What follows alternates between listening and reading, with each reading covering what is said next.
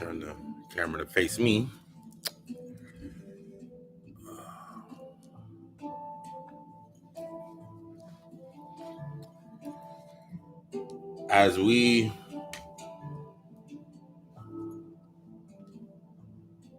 The Noose only has power, or rather, the Noose loses power.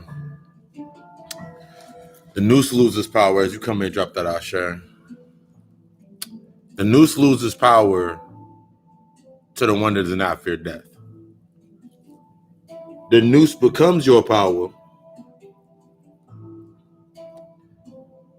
if you understand what death is. I remember when I was 17 or 18. I remember when I was 17 or 18. And I remember I was riding around with my friends at the time, two of my brothers at the time.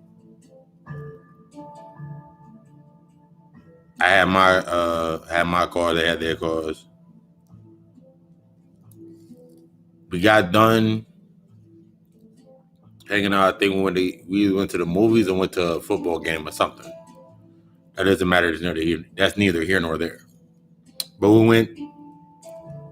I ordered a pizza from Dino's Pizza. It was up the street from my house. So I was like, I already had called my mother and let her know. My mother already knew we were going to be out later.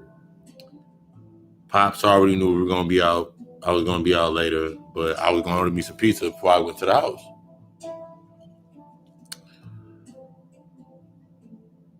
Stopped, got my pizza, and the delivery driver for Dino's, I was coming up to pulling in, and the delivery driver spun around and hit the front of my car. I was like, oh shit. There was no damage, he just hit the headlight. I remember the cops coming in. I was like, oh shit, I ain't got no fucking license.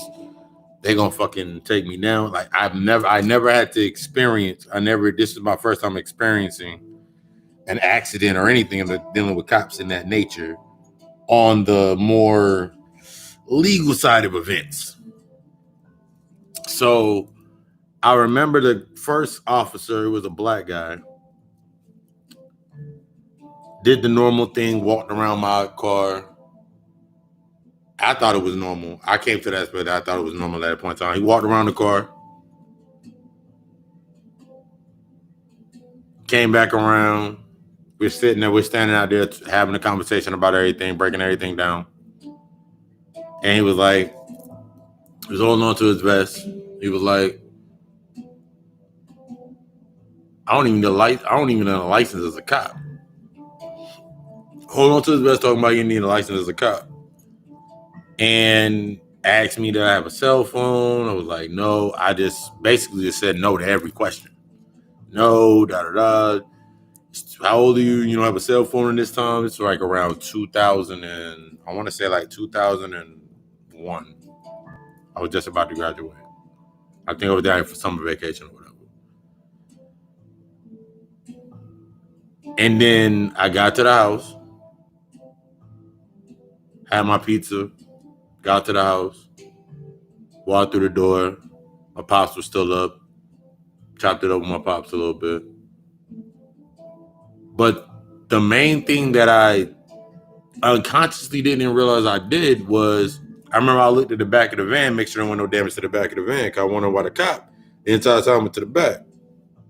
On the back of my car, my pops had put one of his Mason symbols on the back of my car.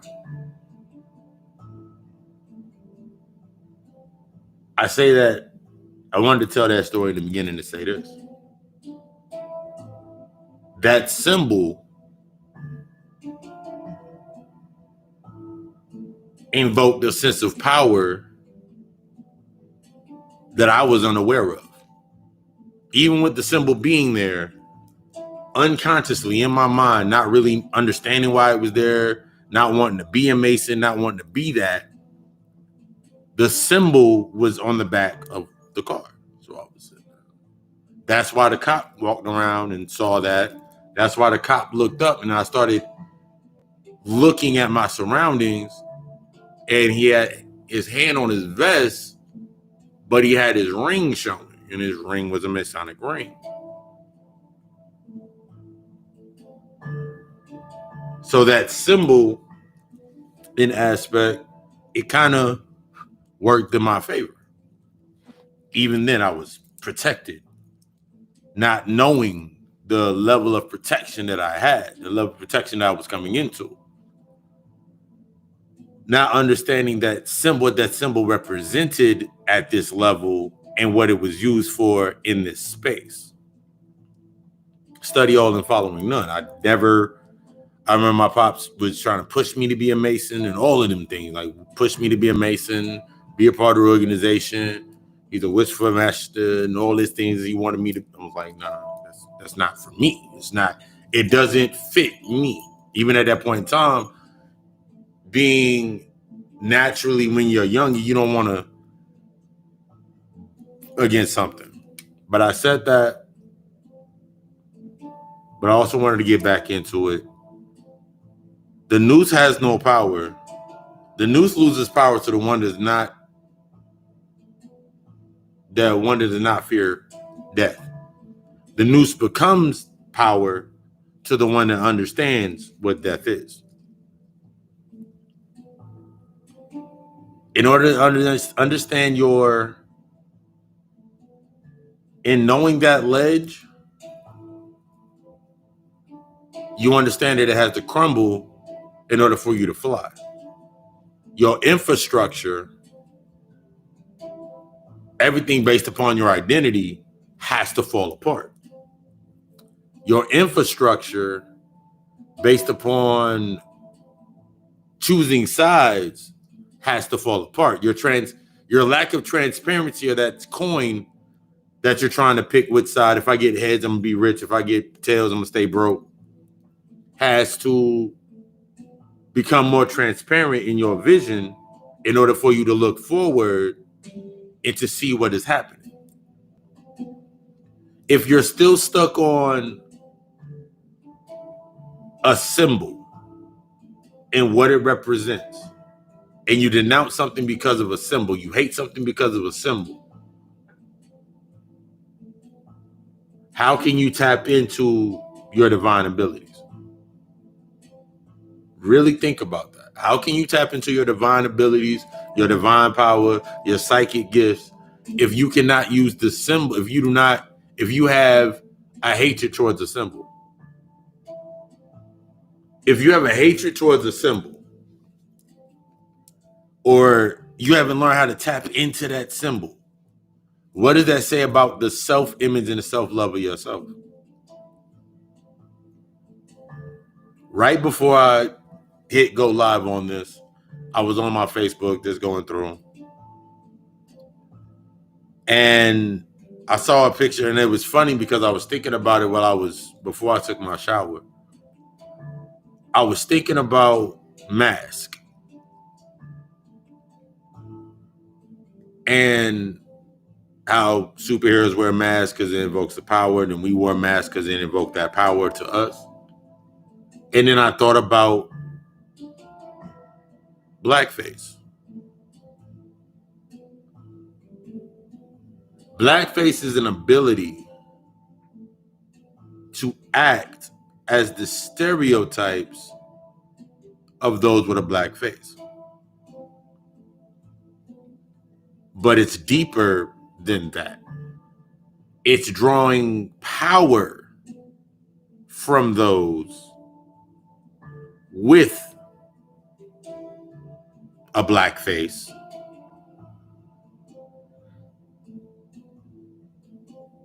to continue going on. It's always going to be about energy. Everything breaks down to energy. You choosing sides based upon hate, upon this, upon that. After you start understanding and you start understanding how remedial it becomes. People are mad at Donald Trump or any people are mad at Trump, people are mad at Obama, people are mad about this Pizzagate and all of this shit, pedophiles and all of that shit. But think about it like this. I just want to make you think. If I'm sitting here in a tent that there is a 65 to 75-year-old man, 65 to 75-year-old man, that's usually the age of the presidents. If I'm wrong, that age doesn't matter. There's a 65-year-old man, 50s, 60s, whatever. They're not in their 30s. They're not in their 20s. They're not in their 40s. They're damn near 50 to 60 years old. And they're supposed to have the power to change, or have the power to make America great again, or keep America great, or whatever it may be.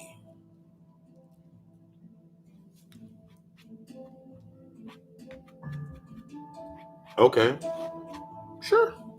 That's going to be your symbol. That ain't my president. It doesn't matter what you say they are. That's not my president. I don't fuck with him like that. Okay, cool.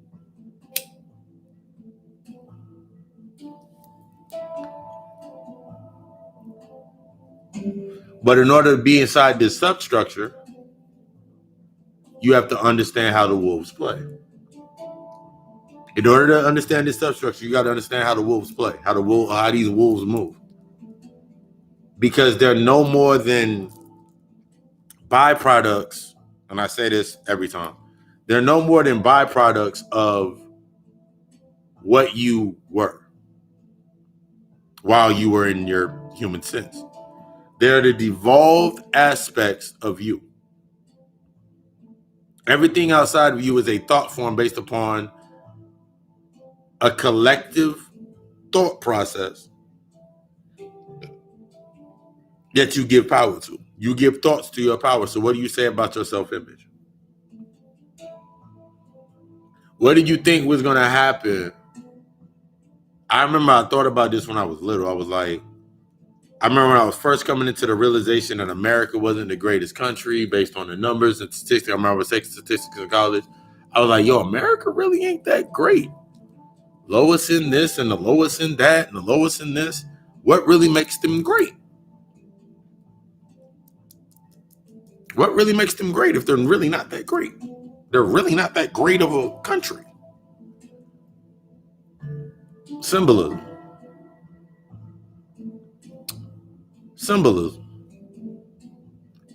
Drawing from them ancient symbols and then recreating the symbols, because remember, they have no power unless you give them attention. So I must give you a symbol that challenges your psyche to rebel against it. I have to give you a symbol that is going to challenge your psyche to naturally rebel against it.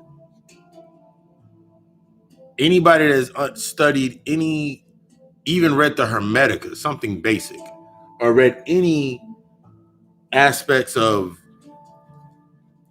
adept knowledge, will see that everything is basically within a repeat.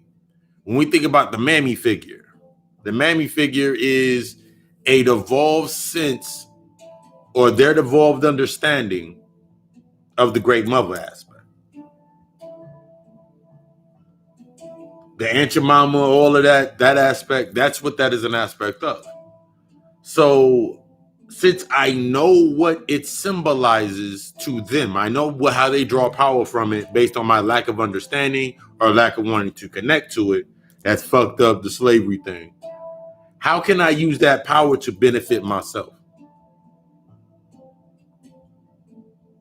When I think of lawn jockeys, the Blackface statues, anything that they're doing, my mindset is now within a space knowing myself, the love of myself, the abundance in myself, the prosperity in myself, the wealth of myself, my energy line going forward in that energy, in that sense. Day 3 of my fast, by the way. How can I use that energy to invoke? How can I use that energy? How can I deflect that energy and use it to me? The only way that I can deflect that energy from that sense of that state is by embracing what it truly means. The only way that you can go forward is by understanding your past in full. The only way that you can understand something is devoid of the emotional or the feeling. You need the emotion to navigate through it. What makes you angry, grab it.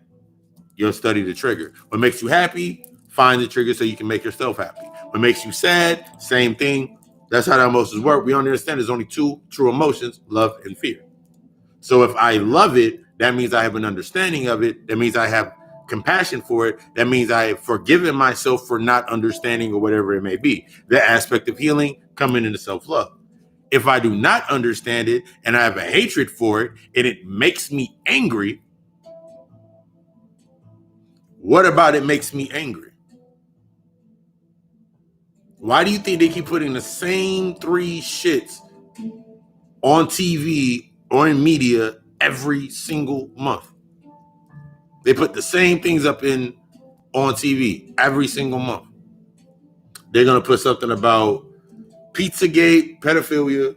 They're going to put something about the LGBT, QYZ, XWYX community. They're going to put something about Black Lives Matter. All of these symbols, they're going to keep putting these symbols in your face.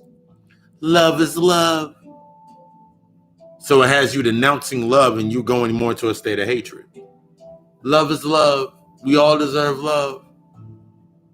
When we have in a higher aspect of understanding what love is, we understand that love is not what they do at this level. Based on this level in this paradigm, it's only infatuation. Infatuation begets lust. Lust is fed by the urge of an imbalance within self.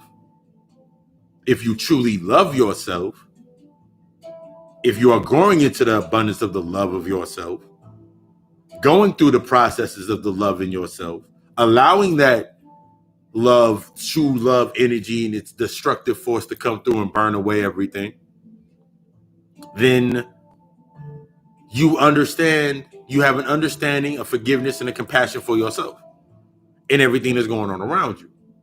It needs to happen because it needs to trigger something.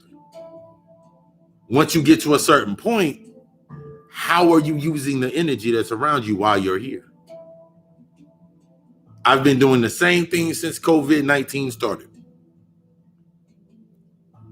In my crib, putting in work with myself, building content, lectures, podcast episodes, videos, lives, Monday through Thursday.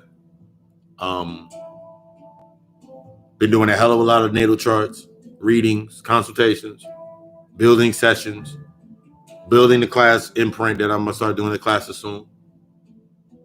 Been doing that the entire fucking time. Ever since that it happened. I thank COVID-19 I celebrate COVID-19 because it put me in a space to actually sit down and actually have to do something. It destroyed my infrastructure. It provided the ego death needed for my infrastructure for me to move forward. It provided the infrastructure. It provided the necessary chaos for my infrastructure based upon my identity to fall in order for me to rise. Because if it did not, I would still be sitting there cracking lobster tails. I probably just got off. I probably would have got off it's 8:20 now. I would have got off around 6:30. I would have been tired, been sleepy, been a little bit tired, and came in here and tried to deliver. And I probably wouldn't have been inspired to deliver the message because I was in another space. I would put all my energy into there. I can't give y'all my full undivided attention, my full energy, my full focus. Your infrastructure has to fall in order for you to understand and build from what fell, to build from those ashes, to build from that destruction, to build from that chaos. So you need the symbolism that is a de-evolutionary, it's on a de-evolutionized state to explain you, to capitalize on your energy, submitting to the attributes of your ideal. Cyclomancy. Great book. But that's the only way that you can tap into the power, tap into that source, is understanding the symbols. I've vasted and went beyond because my mind is not stuck within a space based upon, man, we got to do it for Africa. Why would you limit yourself to one place? If you are a multifaceted being of light, you are the reflection. The universe is a reflection of you. Your example of being a God is in everything that is around you. Why would you limit yourself to one space? Because you don't want to go home yet. Maybe because you don't know that you have to create a here to sustain here. Maybe, just maybe. You have to put yourself in this mindset, and you have to have these triggers to trigger those traumas that are within inside you. I go through it every day when I do sessions all week. I start with a meditation, then we talk about everything, stir up all that new energy, then we end with a meditation. That process allows us to bring it out. That allows us to focus on the noise, bring it to the surface, talk about it, then meditate on the breakthroughs of what we've done. That's the process that we have to get to. I saw today while I was on my Facebook page. Somebody said the same thing somebody said 3 years ago. The collective mindset is what I thought about. They were like, yo, does anybody know of there's a media platform like Facebook, but for black people? I found that shit 3 fucking years ago. The first time I heard that question, when I went in, it's called Melanated Peoples. It's called Melanated Peoples. It's a platform like Facebook, but for black people. And then somebody went to say, yo, we need our own cell phone towers and all this, and this. That's what we need so we can get ahead. How the fuck you gonna get ahead? This is some honest shit. How the fuck are you going to get ahead in a space where you're still gonna be paying taxes to them? The government that you're against. Learn the game of the wolves. Learn the game of the wolves. You gotta learn the shit first. By denouncing every aspect, you lose aspects to learn from. By denouncing the Bible, fuck Jesus. In reality, you're saying fuck yourself because you are the Christos. You are the Christos energy. That's what's inside of you. That's you naturally. So saying fuck Jesus cuts you off from that power source. Because all the motherfuckers that are looking for Jesus to return, and you're the Christos, you're the God, they all gonna be looking for that. So they all gonna be turning that energy up, giving that negative, whether it's negative or positive, it's basically serving you, and you can do what you need to do. You can do God level shit while you're in the space. Instead of fighting against some shit, picking sides against some shit, gain that transparency. That's going to be the major key. That's the only way you're going to actually learn anything and go to any other level is the transparency. Not allowing anything to stop you from going forward. You can't get past Blackface That's another aspect of something that you can't get past because you keep looking back behind you. There's nothing back there. The only shit that exists behind you in your past is based upon the memories, based when you look back at it. I see nothing behind me.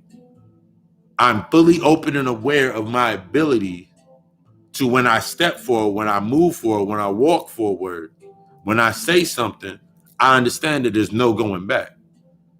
Me understanding that there's no going back after I've spoke, I make sure that there's truth within everything that I say. I make sure that I'm standing on my truth based on everything that I say.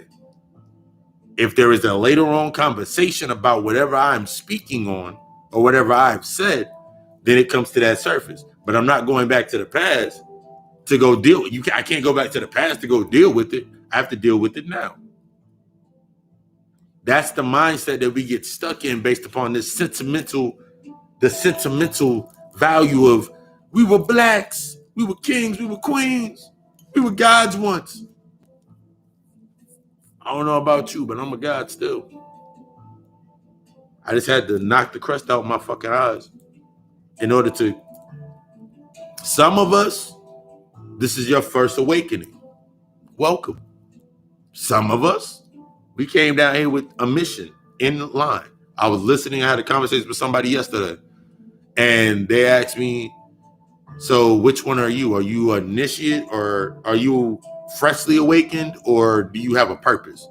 I was like, I came down here with a purpose. You know, like, how can you tell? I was like, examples from me to you are from my baby picture, from remembering my birth, from remembering my travels down through the astral realm, down the head, remembering my birth in detail, not on the physical aspects, but I'm talking about the spiritual encompassed aspects of my birth, the light, the energy, the bonding, everything. I remember being in this space. I remember walking beside my mother, holding her head up. I remember sitting beside my pops, my father.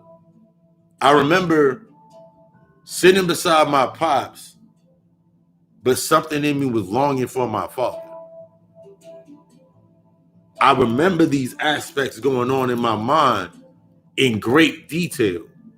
I remember my baby picture. I came out like this, smiling at the camera, happy as fuck. I knew I came down here to put in work.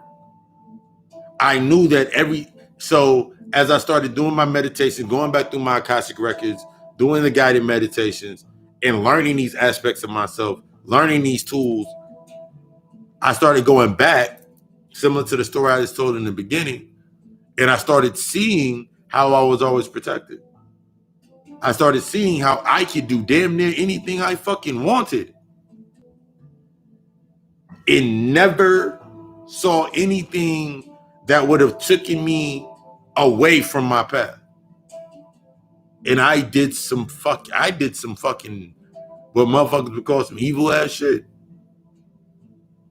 I was at an imbalance in my lower self, trying to find myself and feeling good for the bad shit I was doing. And then I felt empty with the good shit I was doing. I felt good doing the bad shit, and I felt empty doing the good shit. So I was always torn between two things. But I realized that I was too different. I was literally interfacing with my identity and my soul. At that point in time, my ego or my identity was trying to do everything good, and my soul was doing everything bad, or we perceived bad, which was really fucking bad. It was just shit that I wasn't willing to do as the good guy. I never liked it never felt right being the good guy, being that person. So then that's how I explained that. They were like, but your image changed, like so. And they asked me a whole bunch of questions about just overall, like, so what about this and this and this? I said, there are processes, there are methods. We can go through those methods. I can go through those methods with you. We put together that consult, do that for you. But there are always processes. You cannot skip steps. A lot of people are adept initiates.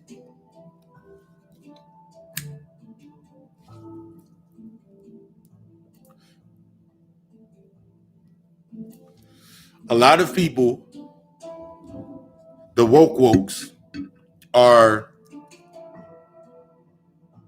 intellectual initiates. They haven't done what they needed to do to actually activate what the fuck they needed to activate.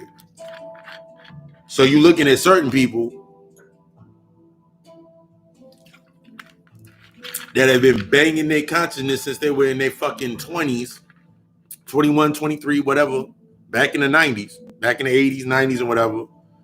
And they are now the 45 to the 60 to the 70-year-old setting up shop in your local flea markets and thrift stores and flea market and all that bullshit, selling you pictures of Black Jesus.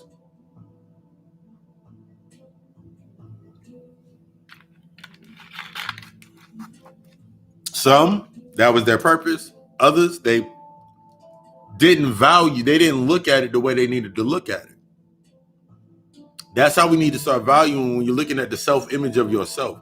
Your self-image is not based upon anybody outside of you, just like self-love. Your self-image, how you uphold yourself, is based upon the disciplines that you set tone for in your life as you move forward. Every discipline that I set forth for myself is solely for me. So as I move forward in that self-image, certain shit don't fucking involve me. As a God, I know that I know it doesn't involve me. We have to get past this point of feeling bad for our people. This mindset you got to end this feeling bad for your people, because your people, this will clutter up the space for you to find your people, your true purpose. Everybody that rock around me, I'm finding my soul tribe every single day, every single week. I find a different member of my soul tribe, who I'm supposed to be connected with, who I'm supposed to be dealing with, who I'm supposed to be talking to, who I'm supposed to be going in and out and building with.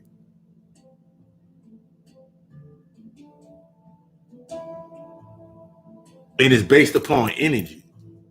I don't see people. I'm not seeing these people based upon simply just because they got melanin, because that's a trick. This is the trick. Remember, all skin folk ain't kinfolk. Remember that saying that motherfucker was saying? In that reality, everybody that got this color skin is not on your side mentally.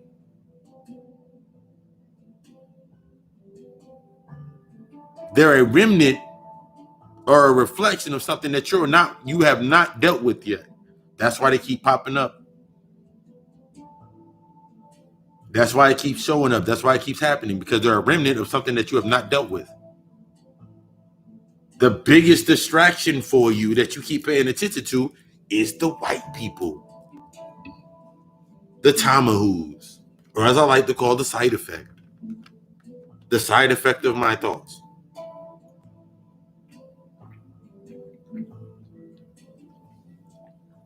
Coconut water. I told myself every 3 days as I'm doing my fast for this 30-day period of time, that every third day I'm gonna slide in some coconut water, or I'm gonna throw in some coconut water. I'm gonna do some herbs or whatever. I'm gonna keep myself in my constraint as I move forward. So far, what I've learned from my 30-day fast is I'm a lot stronger than I was the first time I did a 30-day fast. I did a 40-day fast last year. No, year before last.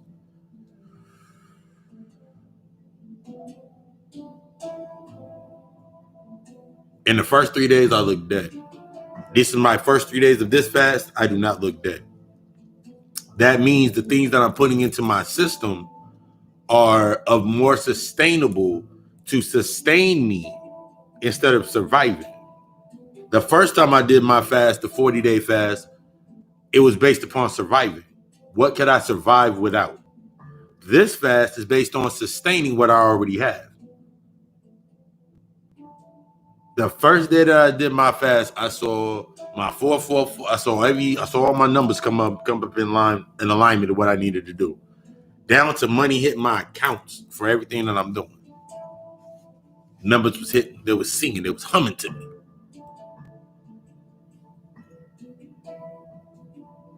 Now, sitting here in this space, someone will say, as easy, because someone always says it, that's easy for you to say, or that's easy for you to do. You've been doing da da da da da. You were, nigga, I didn't start like this.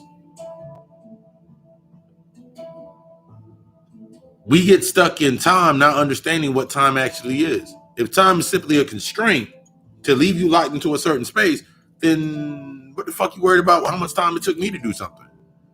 It wasn't the time no more than it was my alignment to the formulating that into my mind and my subconscious and cultivating this area.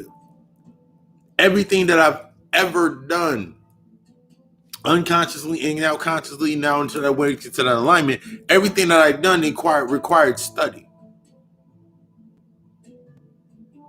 The studying for me now is based upon reinforcing what I download and what I channel. Since now that I have that big ass space, now I can do things that are to reinforce what is already in play. It's just a feeling that gnosis, my gnosis is charged. But you got to get past the symbolization, because that's just like looking at this skull right here. It is seeing a skull and bones, the skull and bones that was created to stop you. It was created to knock you off your shit, but it was based off of something that you already previously created. And then every time you look at a skull, you think about death. I think about skill, because skull equates to skill. That's why when you see death hold you and hand you out a skull, you have to understand you got to get past what was the conceptualized thought process that was in your mind of what death was. So whenever you see death handing you a skull and you understand death means knowledge, or through the Kabbalah to the Quillof, and you go back and you ask the tree of knowledge, then every time I see a skull, I'm thinking about a skill. As I unlock my skill, I realize that my mind, the heart, is the true mind. Once I understand this, everything changes and transforms into what it needs to transform into. So now I can embrace that symbol that is that skull and use that energy as a catalyst that is out. It will always serve me. Whether somebody looks at it negatively, oh my God, he has the devil on his shirt, or somebody says, nigga, that shirt is awesome. Either way, I'm feeding from both aspects. It's cool to pick up the symbols of the ancient aspect. It's cool to tap into the rituals of the ancient aspect. But until you apply the new, what's in this space to your new symbol, you cannot engage. You're only going to keep getting old results.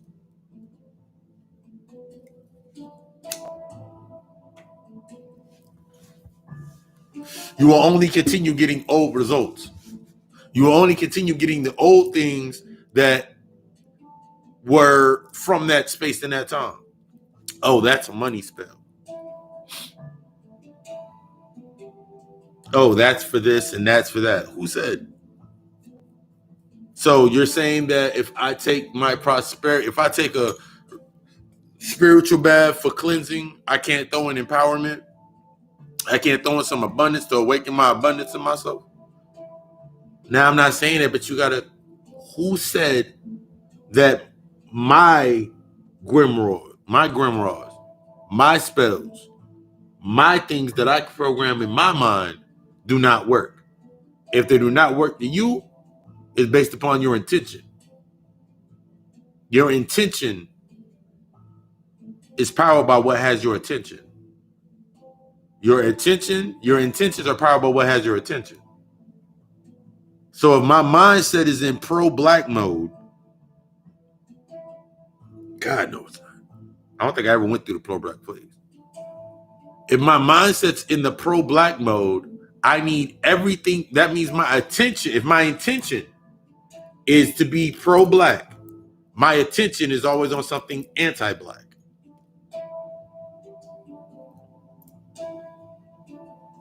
So anything that can help me advance my intention, my affirmation, my intention, my manifestation, manifesting what I set my intent on. If my intention is based upon one side or the other, then how can I learn from anything? I watched a video on Instagram today, actually, and my man Derek Grace too. He's an avid gun collector. Unlearn, relearn, and in-home baking board game. I got the in-home baking board game as soon as it comes through the mail. But he bought the 45 edition, the Glock 45th President Edition. It got Trump face on one side, 45 up on the top, then it got the flag on the back side, all on the palm grip. As soon as I saw that, I was like, that is the example of using everything to your gain. Because there's some people, I always go through the comments. I went through the comments, people are like, I can't believe you bought that gun, and da-da-da-da, he's the reason we in this position, da-da-da-da. And then right under that, I saw another thing. Somebody put up a post about everybody that, like Maxine Waters and all of these other motherfucking representatives have been in fucking office for 47 fucking some odd years or more than 50 years, and this man been in office for 3 years. That man been in office for 3 years, and everybody want to put the blame on him for some shit that went down before. They did the same. You did the same shit with Barack. You did the same shit with Bush. You did the same shit with Clinton. You did the same shit with all these people. All that person does is sign a bill. That's all the president does. All the president does is takes his paper, takes the pencil, like so, takes a pencil.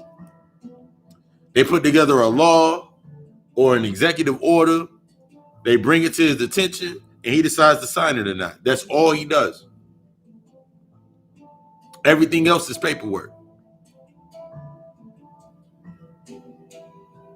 And keep you stimulated and keep your face on him. He became your symbol. I remember 2 years ago, I was like, yo, Barack gave y'all what y'all wanted, what y'all thought y'all wanted, and Trump giving y'all what y'all needed. Barack gave you what you wanted, and Trump is giving you what you needed. Barack gave you the image, Michelle, Barack, they gave you the image of rising into your true self. Bobby Hemmett broke that down a lot. Trump gave you the true version of what this space is. He took you back to what this space was. A prison, a holding cell.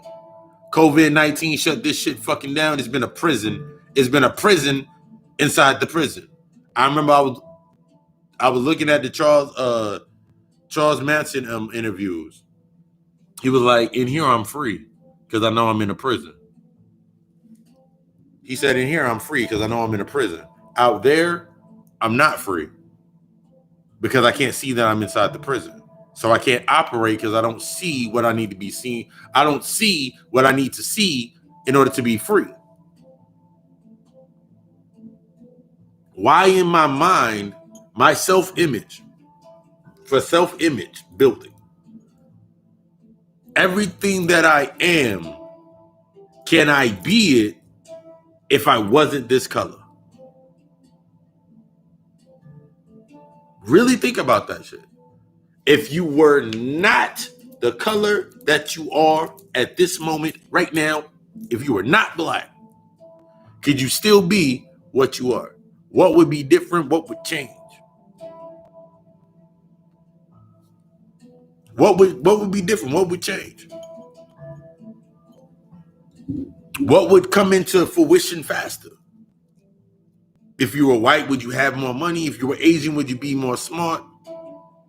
If you were whatever other shade that you want to, every other ethnicity that you want to put yourself under, would you be more of something based on that aspect of your color of your skin? That is an example of damaging your self-image. Every time you give something attention based upon based upon what actually becomes a stereotype or an archetype of what it is based on its programming, you demean your fucking self.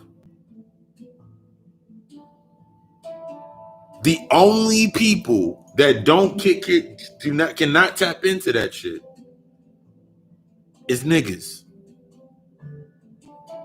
Niggas will get upset when you see blackface. Niggas will get upset when they see somebody get hung. Niggas will get upset over these things. Based on that, they'll allow their emotions to drive them. They'll allow their identity, their ego to drive them. They'll allow themselves to cry out and longing and wanting based upon humanity. Humanity in that aspect is always to be longing and wanting for something. Humanity has been built and put together.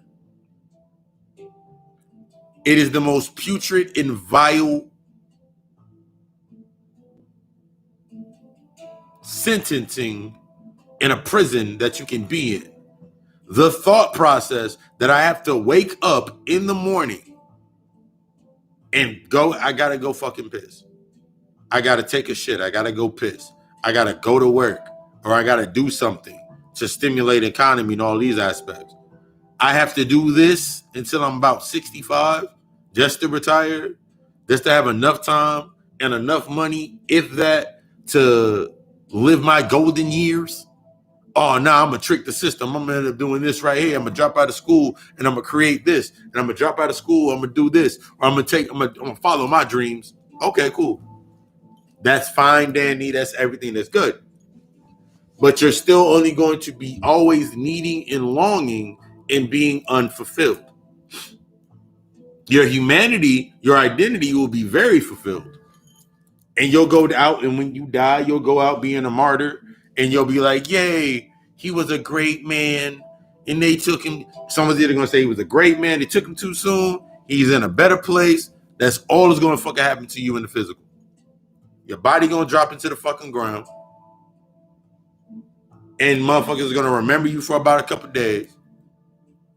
Motherfuckers that loved you are going to think about you for a couple years. Always be in their heart type shit. And then if you did the work, consciously did the work, then you might transition on. If you didn't, you come back down with baby brain to repeat your fucking sentence. Because you didn't do what you were supposed to fucking do. Because you paid attention to the wrong turns. You paid attention to the things that were actually, they weren't the wrong. There's no such thing as wrong or right. They were negative based upon your path and your choice. They were negative based upon your path, your choice, and you finding you. Following the narratives when there is no narrative. Following a role scripted out. And your mindset was like, okay, cool, I guess I have to be this. Because everybody's doing that. So since everybody's doing that, I got to be on that. Everybody want to go back to Africa, cool, I got to be on that Africa train. Everybody want to go away from America because America's so fucking bad. So I guess I want to go with them too. How can you collectively set your intentions in positive standard and structure them if your mindset, your attention stuck on what everybody else is doing? How can you put yourself in a mindset of positivity, charging yourself, taking yourself to the next level, if your mindset or your attention is on what everybody else is doing? Whatever you give your attention has power over you. Whatever you give your attention to has power over you.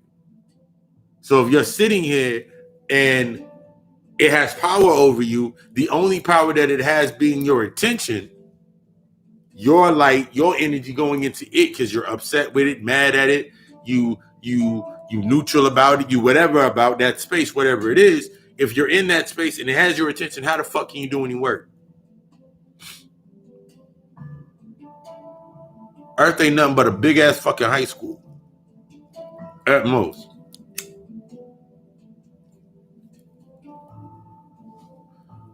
Earth is nothing more than a giant high school. You got the classes, you got the teams, you got the bandwagoning, you got all that shit. You got the places that are going to sell certain clothes in certain areas and certain places ain't going to sell certain shit. At the end of the fucking day, everything that you have right now at this moment in fucking time, if you didn't have it, what would you be? Would you steal? What would you be? If everything that you have right now were to fall away from grace, where the fuck would you be at?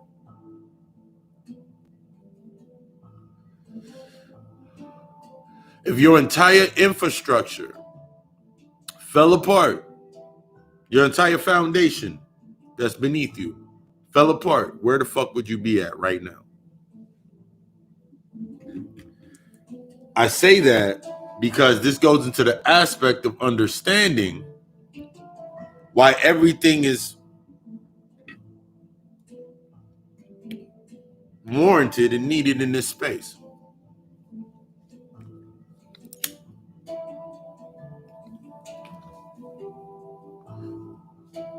You need something to study and to further study and to understand to gain more clarity. If not, there would be no purpose for your human body. There would be no purpose for your human body. There would be no purpose for any of the stuff that is happening and is coming and is flowing into fruition and coming into that golden this era. There would be no need for any of this shit.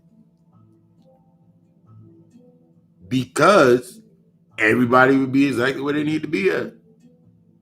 If every story, and I've read damn near every fucking mythos. Go back and read them again, get a new interpretation. The hero saves the queen or the princess. So it finds its masculine, the masculine finds its feminine aspect and raises it up.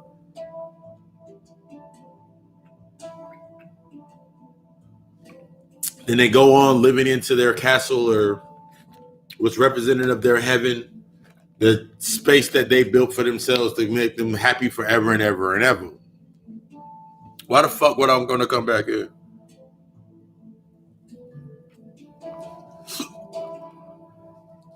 Once you understand it, once you understand the power structure, once you understand what money is, y'all niggas hate fucking blackface. Give away the fuck. Y'all hate blackface for what it represents, but y'all motherfucking love $100 bill in your pocket.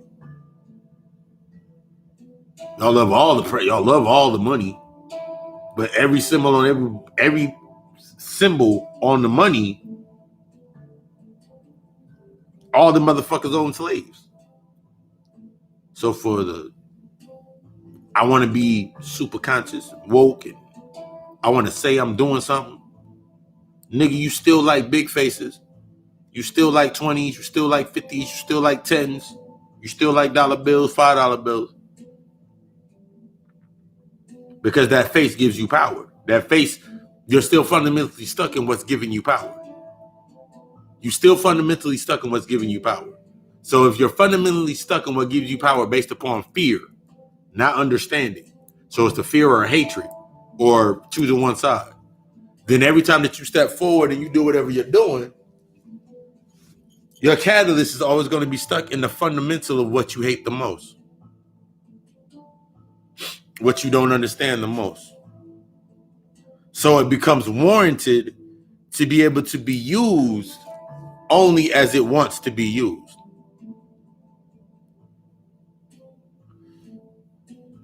I remember probably 3 or 4 years ago when I was sitting there chilling. I would sit there and chill out 3 or 4 years ago. No shit. And I remember I'd be sitting at my job and they would always tell me like, okay, cool. I look at my schedule. My schedule was I always got scheduled 30 hours. Always got scheduled 30 hours. But in my mind, I was like, yo, man, I'm gonna work another extra hour. I was determined. I didn't say, man, I wish I could get more hours. I always went to the aspect of saying, I'll make 40 this week. Unbeknownst to how to link everything else together, I'll make 40 this week. I was still in a dependent state. I'll make 40 hours this week. Somebody always called out. I was always there. Willing to pick up that hour. Willing to pick up that extra 30 minutes. Willing to pick up that hour. At the end of the week, I always ended up having over 45 hours a week. It wasn't until now that I understand that I was manifesting based on the knowledge that I had about that space. I knew that within that space, every Friday, every Thursday or Friday, motherfuckers would call out. This one motherfucker would come to work drunk. They send him home. I realized what the fuck was going on within that space and understanding that space in order to use it to my benefit. So motherfuckers would get drunk on Fridays and Saturdays and not show up to work so I could, I'm here. I'm still here. I'll stay a little later. And I stay. So on my days off, then I would partake of my adult beverages. Then I would partake of my smoke. I would partake of the things that I wanted to partake of because I accumulated enough time, light, knowledge, currency, energy to now display my energy upon myself. In this space, you are to be learning from every aspect. I love my man. OC. He has a YouTube channel because he always breaking down the gematria. He always breaking down the gematria, the Jewish Kabbalistic text. He always breaking that shit down.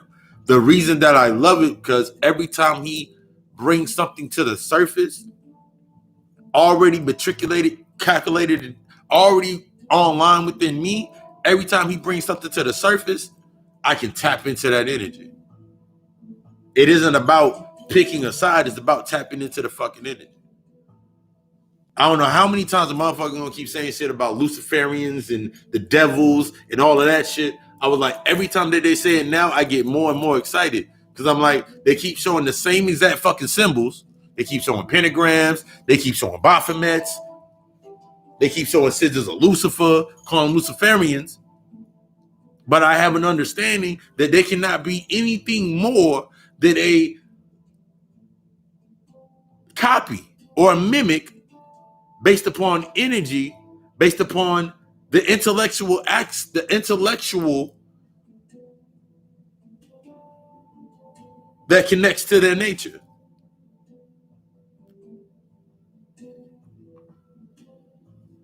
So every time me not even having to do anything, every time that I hear someone say something about Luciferians and cults and all these rings, I absorb from that damn energy. The energy that is produced based on hating it or trying to understand it or trying to dismantle it. Whatever chaos fuels that, I get that energy. Because I understand that symbol. I've evoked this symbol with my energy. So if it's negative and it pulls into my energy, because your energy comes down, positive and negative at full force. So if it clicks on the negative end, hatred or whatever, it hits my positive and charges me. It invokes everything that I do. If it's coming in based on the positive of it, Black Lives Matter and all of this shit and standing up to the cops and all that shit, it hits my positive side, it hits my negative side, and it keeps me charged. Both sides of the spectrum, I can use them at my will. My demons or my intelligences allow me to move my angels or my bodies of light. That's power.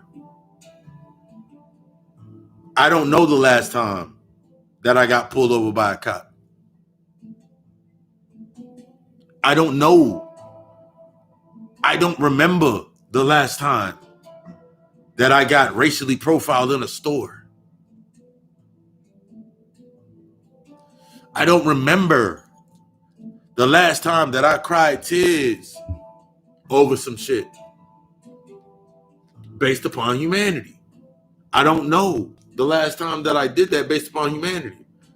I don't know the last time that I allowed my energy.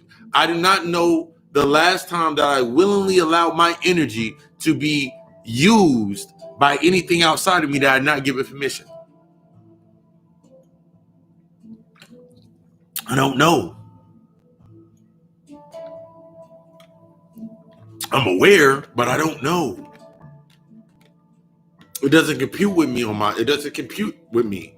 It doesn't hit with me. That's being the void. That's my ego. My ego works for me is dead. So I work with the dead, which is actually the living. So I allow my ego to go forth into the realm of death.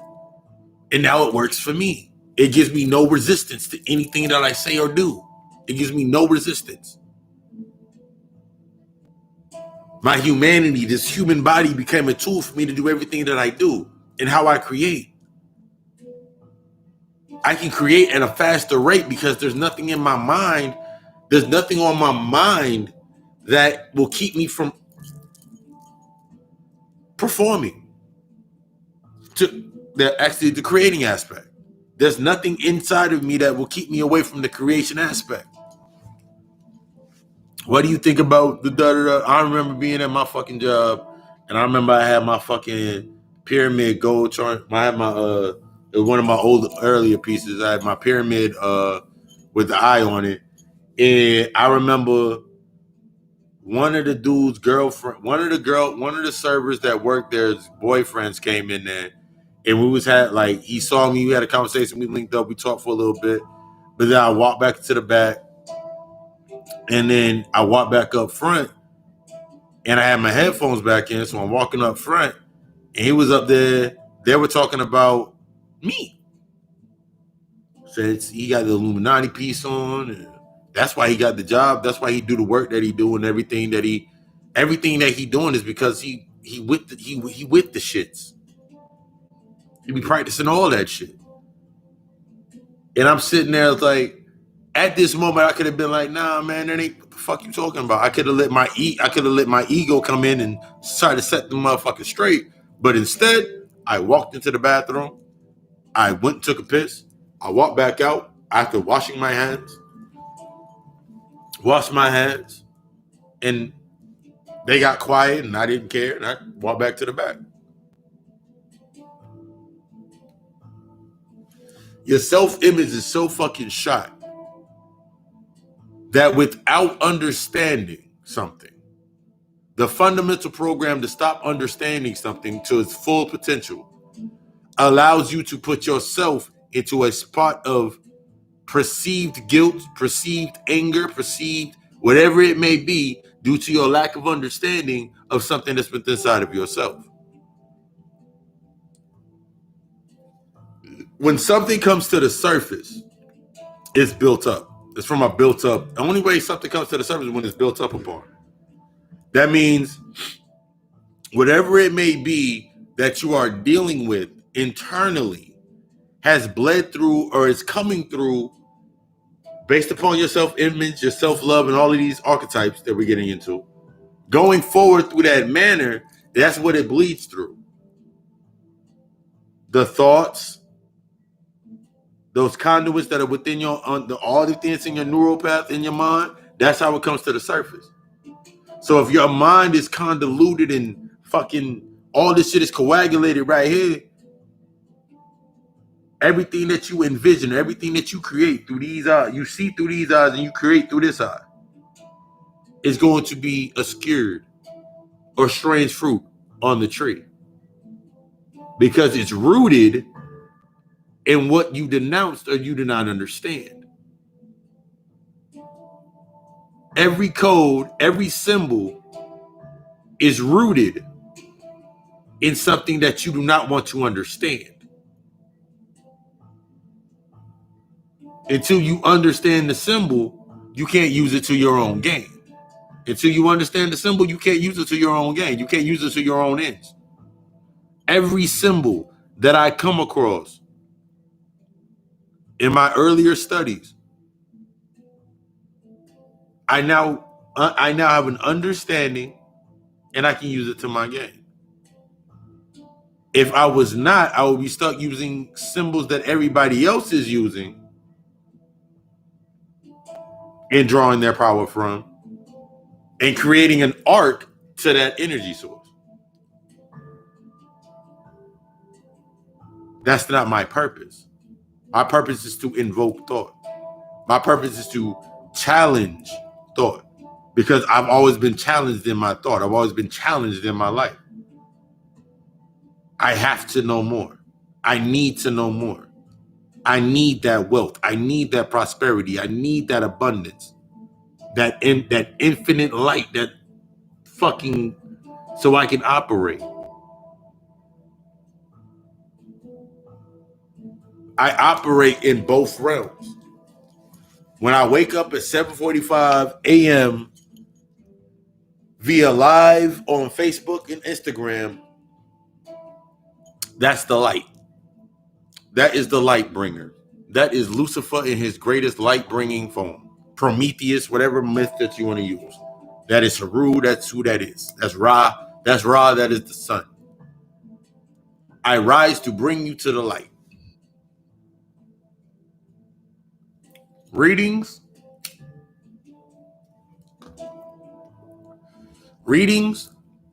consultations, counseling, classes. That's me teaching you to go into the darkness, to work with your own light. This is taking you into the dark corridors of your mind. The traumas and the triggers have to come up. I would not be in balance if I did not activate on both sides and see clearly through that coin that they're all connected.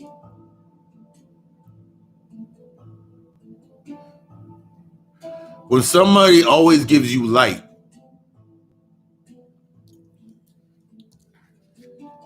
their perception is to keep you away from getting into the darkness. If I keep you distracted, if I keep bringing things to the light solely to have you sitting there in your mindset of, yeah, I already knew that.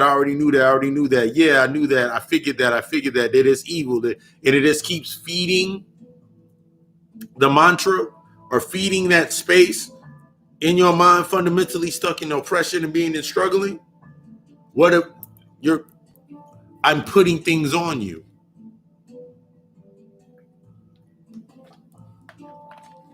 That's similar to when you go to some, not all. That's similar to you reflecting or projecting your guilt. You projecting your feelings, your aspects, your ideologies, your fundamentals onto somebody else with no clear understanding of what you're projecting onto that person. So I don't put anything on you. When I do a reading, it's some of the most intuitive. I'm getting better. I love the shit. I love that I understand the cards and I'm moving through that aspect. You have to stop allowing others to put things onto you. You have to stop allowing others to put things onto you, bring things into your space. Because all it does is create more and more filters to feed the things outside of you that you could be learning from. 1 second.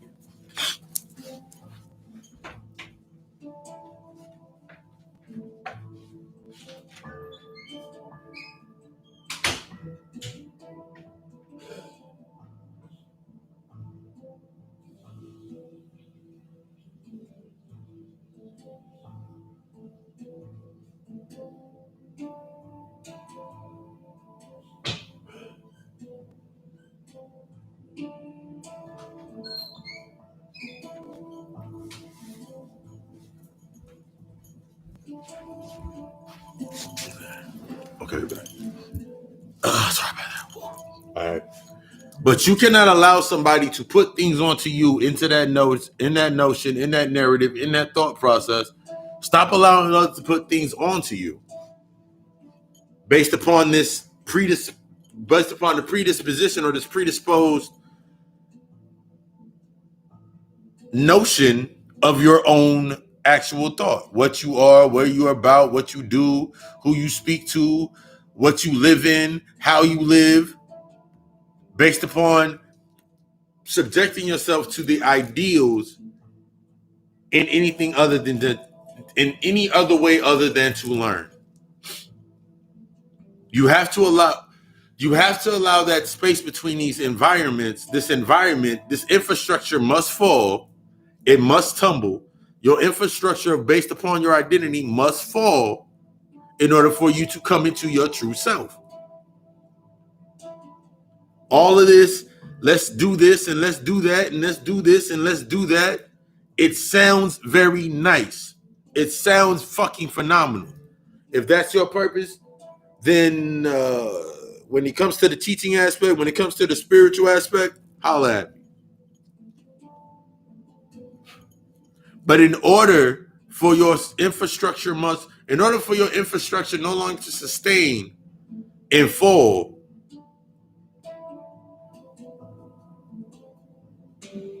you got to let that shit go. You got to let go of the wanting and needing in order to create desire. To create what you desire.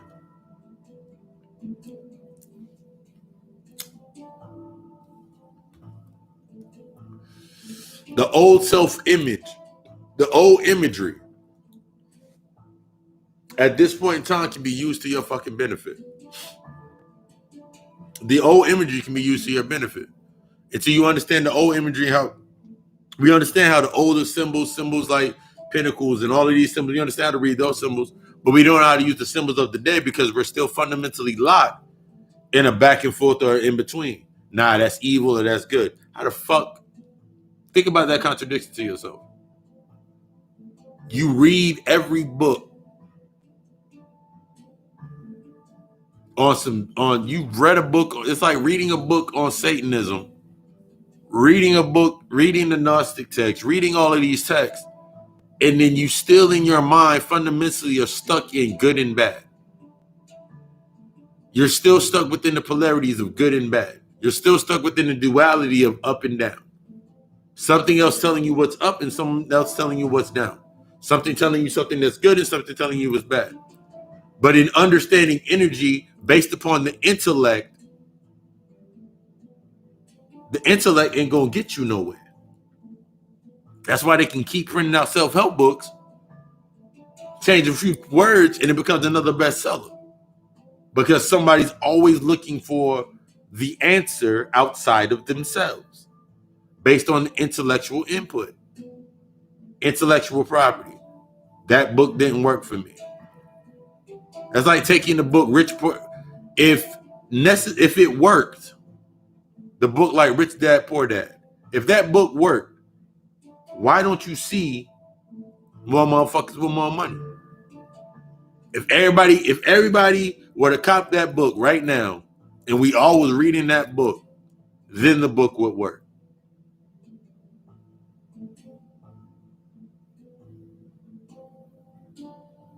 Or if everybody got the book and all set upon one intention, the book still wouldn't work. Because everybody's intentions can match up. Everybody's attention can line up. But if everybody's attention is on something different, then it will all create something different. So to be bound into this aspect of we all hate this, or we all hate that, or we love this, or we love that, it leaves you stuck within the polarity of you must not be that if you do not do this. You must not be black if you don't like fried chicken. You must not be black if you don't like watermelon. You must not be black if you don't like loud music. You must not be black if you don't like Juvenile. Think of how asinine that shit becomes in your fucking mind. locking yourself into one space. Then you get mad when they lock you into one category. It's because you inherently in your mind already lock yourself in one category. You locked yourself as we going back to Africa. They open it up. Africa will open all. Let's all go back to Africa. You locking yourself in one space. Fundamentally, your intentions is only set towards one space. Your intentions is only set towards one reality. One set reality for us all to go to. I know a lot of people, and I only can think of about right now at this moment in time, 4 or 5 people, I'll say 6 tops, that I would want to share an interconnecting universe with. That means my universe is over here. There's a port, and there's a Stargate to their universe over there. There's only about 6 people that I know that I would actually do that with. Everybody else, fuck no. And that's not based upon knowing or not knowing you. That's based upon, I'm just looking at the state in general. That's a generalized statement. There's just certain things that I'm not, there's just certain things that once you get to a certain point in your life, even consciously or unconsciously, that you just don't do anymore. There's certain things that you don't deal with or want to deal with anymore. You just get to that point. The thing that stops you from expounding upon that point that you have come to is the humanity, the identity that you're about to leave behind, what you're about to come into. All of these aspects and fundamentals get locked within, become filters from you getting to the door that's sitting right there in front of you. So now you're sitting there like, man, I don't want to, man, I can't hate my people.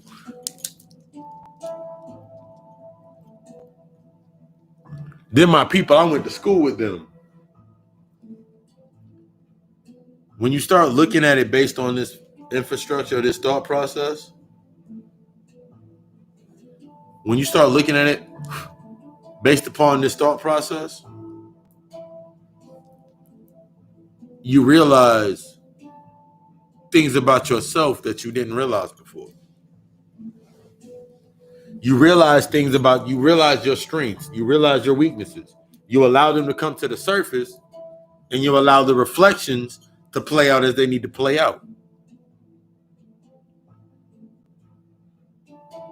With everything going on in your life, why would you want to add on more?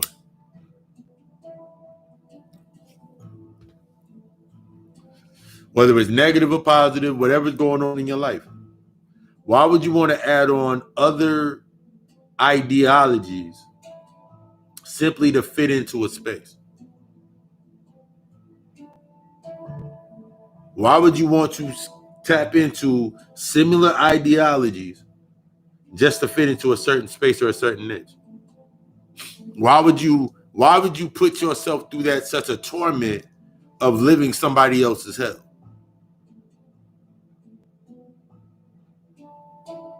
I live in the heavens. Every day that I wake up is a heavenly fucking day. Every day that I wake up, I'm surrounded by abundance. I'm surrounded by the wealth. I'm surrounded by all of these aspects. Not in the aspect of in physical. This is talking about in the aspect of my mentality. I wake up rich. I wake up good. I wake up blessed. I wake up in this mindset. I wake up in this mindset. So even the shittiest place looks fucking good. Looks fucking great. I can deal with it. Because I understand my purpose. I cultivate through my purpose. So everything that I do based on passion is free of the mundane neutralities that will keep me from continuously doing what I do. Everything's already where it needs to be. You just gotta find the connections in yourself to bring it together. Your shit can be your life can be fragmented as a motherfucker. You got shit over here, you got shit you're dealing with over there, because all that shit's fragmented because there's one common connection that's all within inside of you.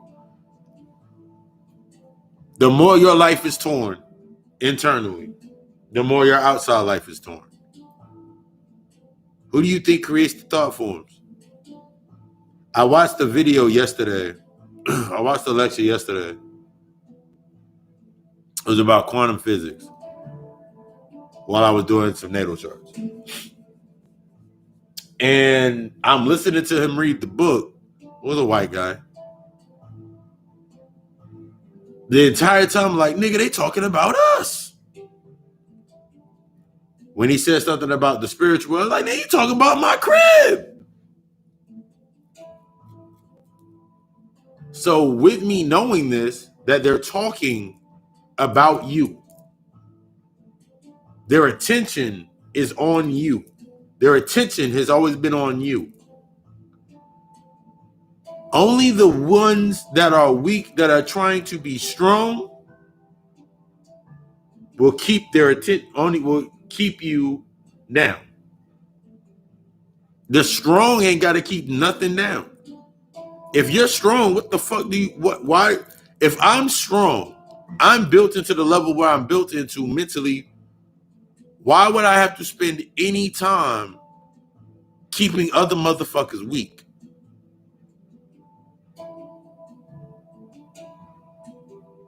That doesn't make sense to me. Why would I need to put out information to keep motherfuckers weak if I'm truly strong? Because they're not really fucking strong. They're not really in fucking charge. The one that is in charge has the most attention on them. The one that is in charge has the most. The one that is in charge has the most attention. Gets the most attention. Gets the most blame. Gets the most credit. The one that is in power gets the most blame, the most credit, the most scrutiny, the most struggle. Comes from the biggest struggle. Whenever you read a damn story about they came from humble beginnings and they were struggling and then they rose their way to the top. Every time I hear a story like that, I'm like, damn, that's me. And that's with no ego. And it's humbly, I can see myself into that aspect of what I'm doing. The great American story. So how you view yourself in this victimized mindset, being the victim, somebody always mad at you, someone always needing this, whatever you're going on through your life, you create the space to stay sick in. You create the space, the void of healing. No one's gonna want to come into a space to where it's surrounded by negative energy. But if this space was built to be a prison, a place to learn and reform,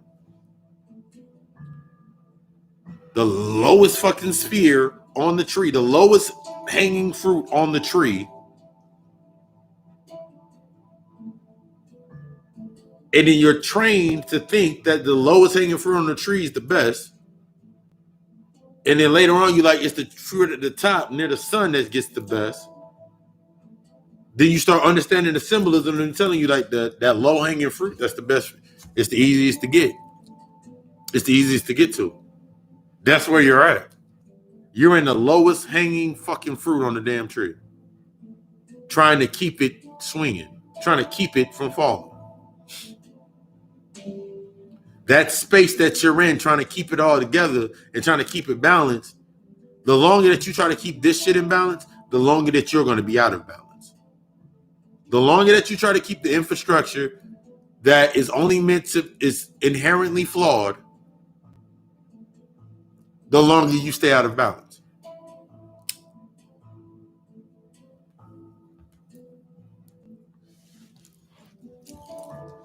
You have to put yourself in the importance of this mindset cannot be expressed It only can be felt and heard. The context.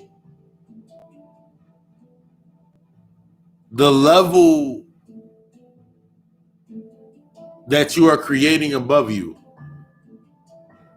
I got my whole fucking astral world. I got my whole fucking breach into that higher level, that next life, to my next self.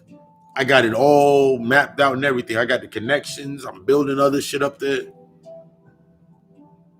So naturally, as I do that up there, I connect down here based on energies, based on physical aspect. I connect the things down here that match my rhythm up there. They're on that frequency or coming to that frequency. They're on that vibration. It makes me every single moment being able to, okay, cool. If I go into that area or I see this or I see that, how can I use it to benefit me? How can I use that to make me better? That's the mindset you got to go forward. And this is just in an aspect, an overall thought process. This is an overall thought process that you must have even to operate. So if your mindset's not even at this, I remember I said it before in beginning lectures. I was like, I could go on and on and on about other aspects of self-imaging, the stuff that we talk about now in the last couple of lectures. I could have went on about that in the beginning. But I had to build a basis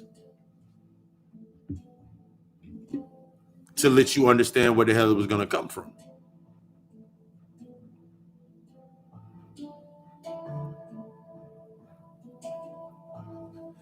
Because if I did not do that, all I would be simply is giving you more stuff that you already know, but you have not yet learned how to implement, how to use it, how to tap into it.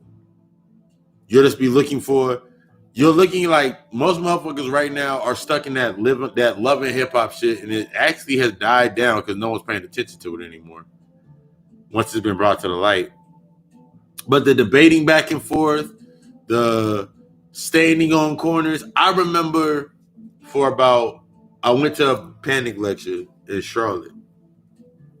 And then I came back down here. And I remember I saw one of them Hebrew Israelite motherfuckers. I had to go out of there to go to an ATM outside of the building because they had no ATMs inside the hotel. It was weird. But anyway, went to the ATM machine, came back. Them motherfuckers up there yelling on the corner. I've never seen them down. I never saw them in this area. I always saw them in New York. I saw them in New York. I never saw them down here. And then I was like, oh shit, wow. I saw one right there. And then that shit got stuck in my mind. Then I remember I was going for one of my walks and I was walking to the store. And then I saw one of them dudes just standing right there on the corner up there. I'm like, damn, they down here now? I looked at it as a moment to learn something, that what I carry in my mind becomes my reality. It was one of those moments when we actually be able to look like what I carry inside my mind always becomes my reality. So if I carry anything that's lesser than me in my mind, it becomes my environment. My environment is great. My environment is peaceful. I can wake up, go to sleep, do my job, do my works, work on myself as need be, and keep going forward. No problem, no issues, no concerns, no qualms with anything. I'm doing everything that I need to be doing. So I have nothing to really worry about. I have nothing to really think about. Everything that I've already set in place based upon the aspect of manifesting and setting them affirmations, all that shit's in place. I went today. I saw a cool ass picture. I posted it on my Facebook. I posted a cool ass. I bought some new tarot cards. I bought a picture that spoke to me. It's a palm reading print. It says your faith is in your hands. And that just reinforced what I was already thinking, because I'm creating my space not to sustain or survive down here. I'm creating a space. No, I'm not creating a space to survive down here. I'm creating a space to sustain down here as long as I'm acting out my purpose. Everything that goes on in my life, everything that's going on the day to day is based upon an imbalance or a balance within myself. If something comes to the surface that causes an imbalance, I'm able to look at it and study it and say, what is this showing me? So that alone doesn't give me time to worry about a motherfucking something of racism, especially when I understand the aspects of what racism is.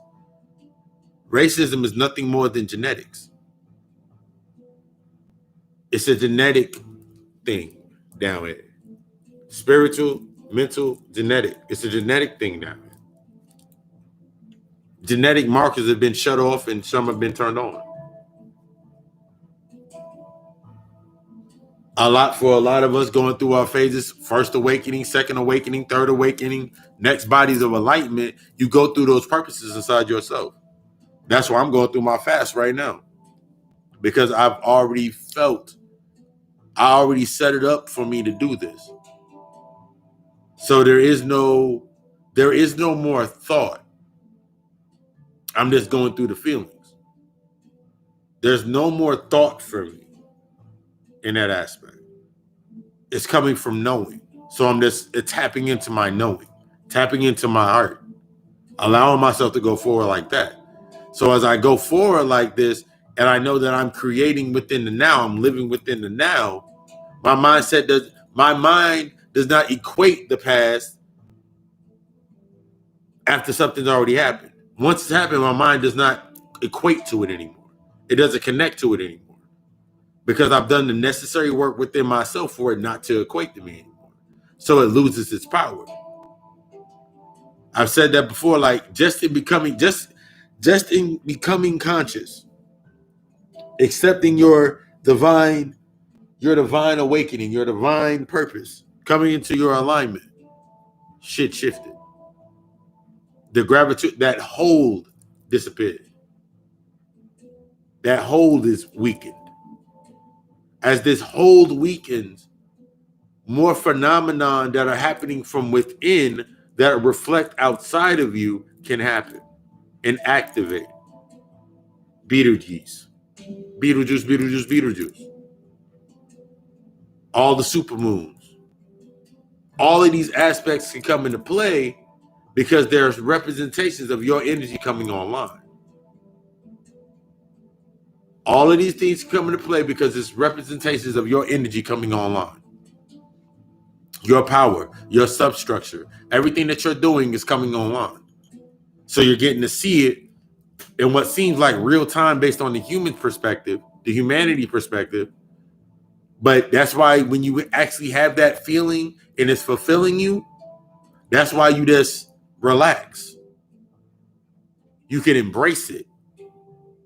And whenever something's not really on cue, or it's a distraction, or it's meant to take you off of your stance, you get uptight, you get still, you get uptight. Whatever trigger gets hit allows that emotion to come to the surface or that trauma to come to the surface so you can deal with it. But if your mind's still stuck in the fundamental based upon intellectually, man, I got to get a job, man, I got to do this. That's not noise, that's chatter. There's a difference between noise and this chatter. When I do a guided meditation or I break down the first initial, I do a counseling, I explain letting in the noise. Phil Valentine explained bringing in the noise.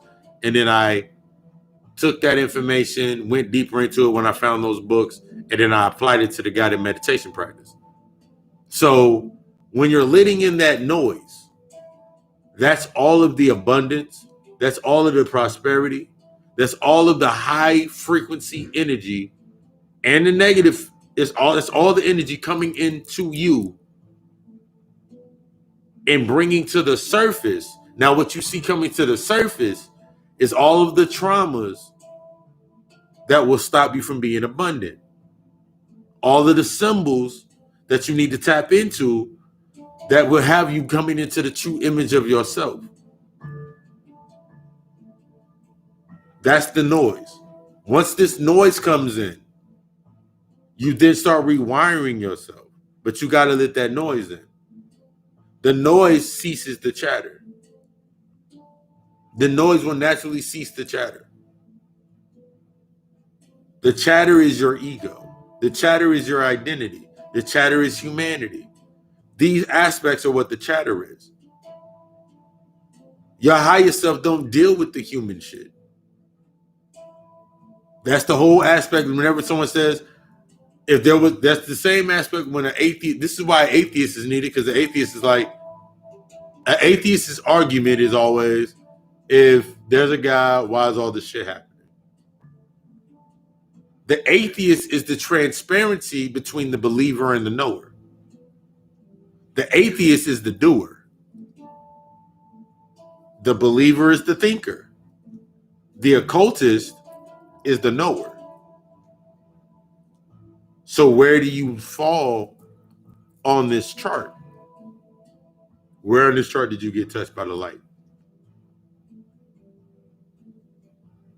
I came in a knower through the believer system. We came down through we came down to come up through the belief to separating or becoming the atheist to coming into our higher self of being God. Everything is needed. Everything is warranted. As long as you're learned. Everything is warranted in the game. This is how you have to learn from the things. That's why there's many paths to the light, because everybody has their own set of traumas that they have to work through. Everybody got their own set of traumas that they got to work through. So the collective consciousness based upon one trauma, even in that aspect, people are still going to gravitate towards it just because it means something to them.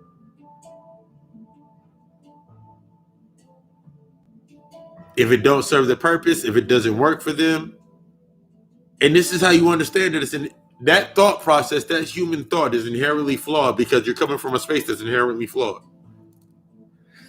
Because think about it like this. If all this money is going into cancer research, wouldn't there be no cancer? If the organization Black Lives Matter was to implement Black Lives in a sense of mattering, would there be any, with the police brutality stop? These are the things you got to think of as a scientist, that occultist. This is what you got to think about on that level. Like, wait, if this is this and this, that means if this was happening and it stopped, if this is meant to stop it, why isn't it stopping it? One of the biggest examples that ever came out that I ever seen was, I remember when they said Akon gave 6 million Africans electricity. And it made me think, what the fuck has the Red Cross been doing this entire fucking time?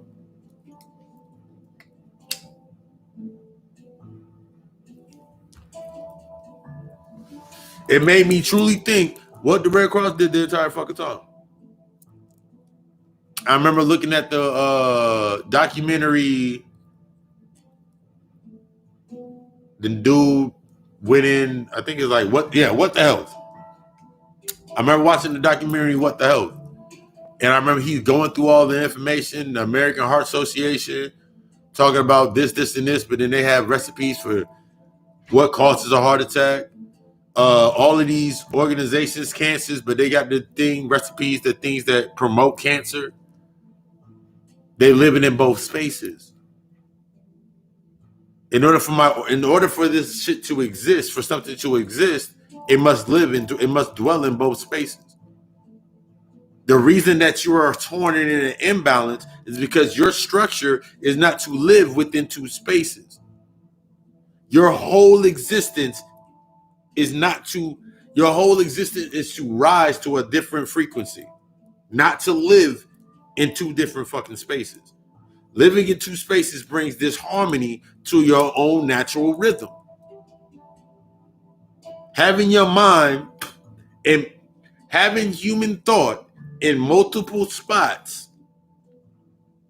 is why your mind cannot connect to one thing or the other. Take a thought process like this. Me going into my practice,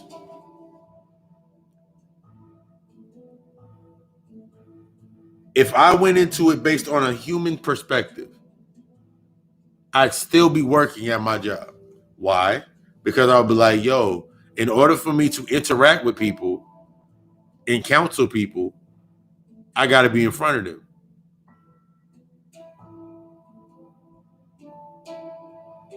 See where this is where transparency that block on that coin. So I'll be like, okay, cool. Since I can't interact with people because of COVID-19 or whatever the fuck it may be, I guess I'm gonna go to work. Not knowing that going to work, the extreme is going to work. No, either I can sit on my ass and hope for unemployment to pay me, or I can go to work and deal with the substrate constraint of the rules based upon the level of the land and where it's at now. Or I could be on this side, but my mindset would only still be stuck upon aspects that are stuck within that space. I need this job to make money. Therefore, on this side of the coin, since there's no transparency, on this side, I can only be thinking of ways to make money. So if I'm only thinking about ways to make money, or to make a living, or to survive, my eyes cannot be open to the transparency of understanding that what's happening in that space, how can I benefit from this area? Motherfuckers are scared. Motherfuckers just want to know some shit. These motherfuckers is lost. They stuck within a conflict.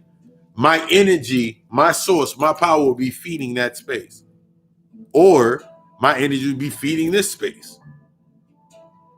There would not be a YouTube channel or a podcast or coming into the practice and providing that spiritual counseling and that spiritual aspect if my mindset was stuck with on money.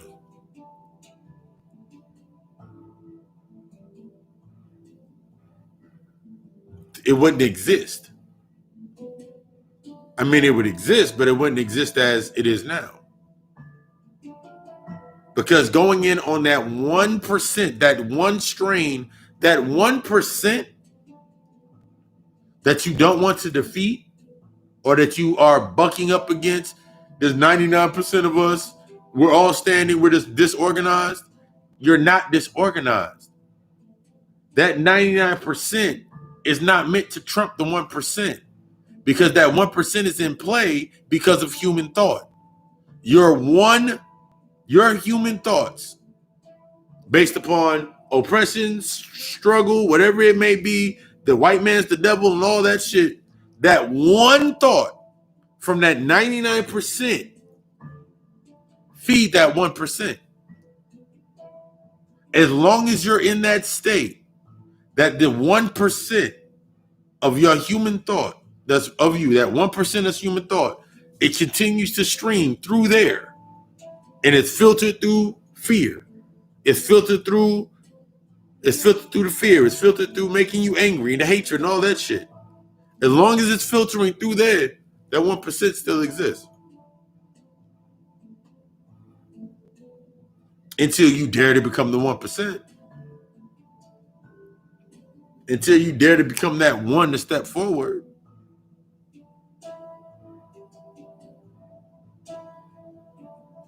This is the aspect of true consciousness, the revolution.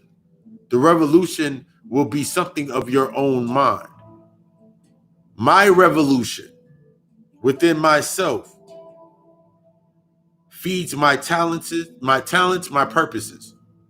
My talent and my purposes, which gives me enlightenment into my passion to create based upon my desire. Me doing this creates that frequency, creates that connection to that frequency, to that network that others that are on this frequency feed from, doing their talent, doing their thing. We cannot have an economical system or constraint where everybody got a fucking mixtape. Think about that shit. Every motherfucker that you know that is, I don't know what it is, because music, I understand what it is. I'm going to get into that. Every motherfucker that comes into a state of consciousness wants to be a fucking rapper. And I'm not denoting anybody, because there are some great ones out there. But everybody cannot be a fucking rapper. Everybody can't be a fucking rapper. Everybody cannot be a fucking fighter. There's one key part that everybody's missing when they're thinking about the subconstraints of the original 7 archetypes that were on the planet. When you go back and you take the study of that aspect, there was 7 races. 7. It was 7 shades of us. 7 shades. One is the Aryans. I forgot the other ones. I cannot remember to save my life. But there were 7. Or 7. 7. There were 7. I say 7. 7. There were 7. That's the genetic aspect. We all had a different disposition. We all had a set of abilities. We all had a set of talents that led us to do certain things. Some of us were based upon thought. Some of us were based upon correspondence and living within from the creation of whatever was thought about. Some people were the ones that maintained the polarity and the balances. The other ones maintained the genders. The other ones understood the causes and effects. And this is how we built the substructure in the reality. Think about what most motherfuckers do. There's no knocking against any of it. It's a generalized aspect that's needed in a certain aspect. But everybody cannot be a rapper, just like everybody cannot be a fucking rapper, just like everybody cannot sit here and sell fucking beads and necklaces and shirts. Everybody cannot do that and expect to create anything, even in that aspect of the mind. Somebody has to be the usher of the new information, how it's been matriculated and applied at this level. Somebody has to be able to put together the law and set that tone somebody has to be able to take that new information down, and somebody has to set the laws. Somebody has to teach the laws. Somebody has to live by the laws. That's the structure that you're in right now. That 1% thought, they are not the creators of the laws. It's the 99% are the creators of the laws. Because the 99% are surviving based upon the laws held up by the 1%. When you look at the substructure of yourself, I am me. I am self, I am law. I am me, I am self, I am law. I set my tone of myself based upon my image that I uphold for myself. My image, the love of myself, the archetypes of the shit that I've worked on in myself, the shadows that I've went into are what were the catalysts or the ashes that I used to write and put everything together in front of me now. Making that decision before you came down here. You're not lost. You're not lost per se.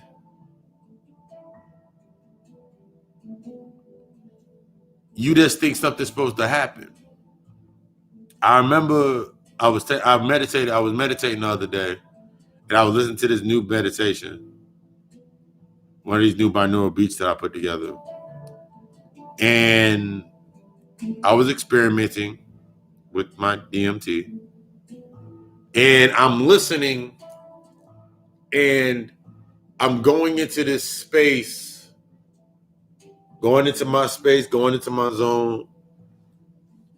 And something in me was waiting for a boom or a loud noise or something to happen. And I was like, yo, that ain't never happened to me before. That ain't never happened to me. That happened to me before in my beginning meditations. But it happened to me before in my beginning meditations when I was trying to center myself, because I remember I was living with my cousin, and the nigga was always loud. Him and his girl was always arguing. So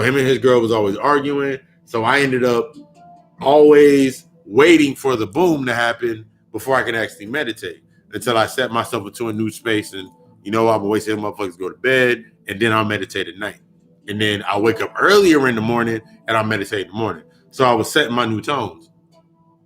So I was sitting there and I was doing my meditation earlier. I think it was probably around last week. Hit my DMT. Hit my little DMT. And I'm sitting there and I'm feeling that same exact I'm listening for that same exact thud, that same exact boom, that I'm waiting for it to happen because it felt too good to be in that space. This let me understand that there's something that I have to deal with before ushering to the next level. Once you learn yourself, guess what you're going to be doing? Learning yourself again. And once you learn yourself again, guess what you're going to be doing? Learning yourself again. Cause and effect, cause and effect, cause and effect, cause and effect. Going into the correspondence until you finish that polarity. You have to learn the aspects of what they're in that polarity in order to graduate. Or else you're going to be one of them 65-year-old men or women that have been selling beads since the 60s. Selling paintings since the 60s. Giving you their thoughts and interpretations based upon their perspective of it not working out for them. Our people need to wake up. And you will always hear them say the same shit. Our people, it's hard to try to wake up your people. You're going to get to a fucking point where that shit don't even cross your mind. It does not cross my mind to save my people. That's not in my mindset to save anybody. Since that's not in my mindset, what naturally needs to occur within others naturally occurs, because what needed to naturally occur in myself naturally occurred. So I'm not stuck within a polarity. So I'm not looking to people need to grow up, people need to wake up. Because every time that I say that, understanding that everything is a reflection of me and having that in my mindset, and it's programmed into my head, I put that into a new program, because your subconscious is always being programmed. So you always should be reprogramming your subconscious, that on and on learning aspect.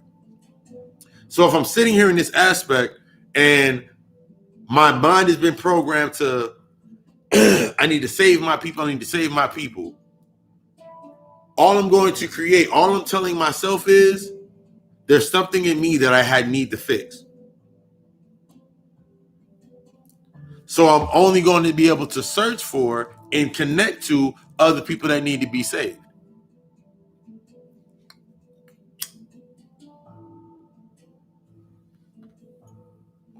If there's no one to be saved, what is the need of my existence? What is all this knowledge that I'm taking down for? If somebody doesn't need to be saved, somebody does need to be saved. Yo, dumbass. Applying the knowledge to yourself naturally sets the transition for those that come into that space.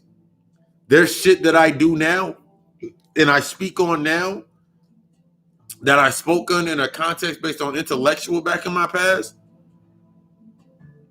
that I teach from now, that I counsel on now. Everything, this is a crazy part. Everything that need to be in your space is going to be there as it needs to be there. But you got to do that work to yourself in your inner workings first. So I don't have to worry about clients because clients naturally come because I'm naturally in a space. Every client that I've acquired over the last, I'll say, month, say the same exact thing. The spirit led me to you.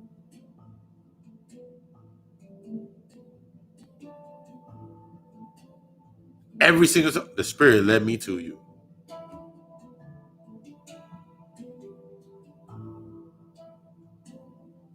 And I told them the same thing back in return. We just two parts of that. We're just two aspects of this universe in reflection, having a conversation. For every session that I do, I learn something different. I learn how to apply something different. I know to say something different. I know how I can change the gauging. And for every session, for every person that comes into a session with me, they learn something different. Because my mind is in tune and open to learning. Their mind is open and tuned to learning. Their mind is open and tuned to loving themselves. My mind and my entire aspect is based upon me loving myself. So the things that they do not know how to love or tap into to love themselves, I can teach them. And the things that will keep somebody from loving themselves, I can learn. It gives me reflections of the things that I've been through. It gives me more of a humility.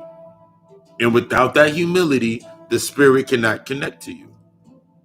That's why they keep you in this fear-like mindset, because you're naturally pulling down energy anyway.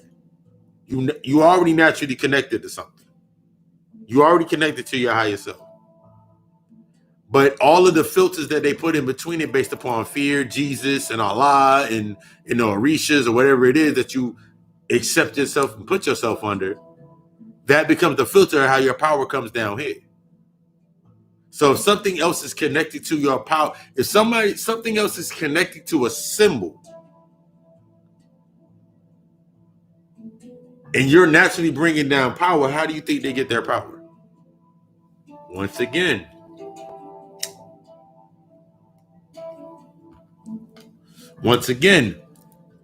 you have never. Here's something to think about. If you ran the world for millions and millions and millions and millions of years, how the fuck all of a sudden you ain't got no more fucking power? You think that shit just stops? You're just looking at it from another fucking end. You still have power. You hear it in protest and marches all the time. You have the power. All we got to do is stand up. All we got to do is this, and this. The thing that's stopping your shit from actually popping off is you're not doing the work in a singular aspect in your collective of yourself.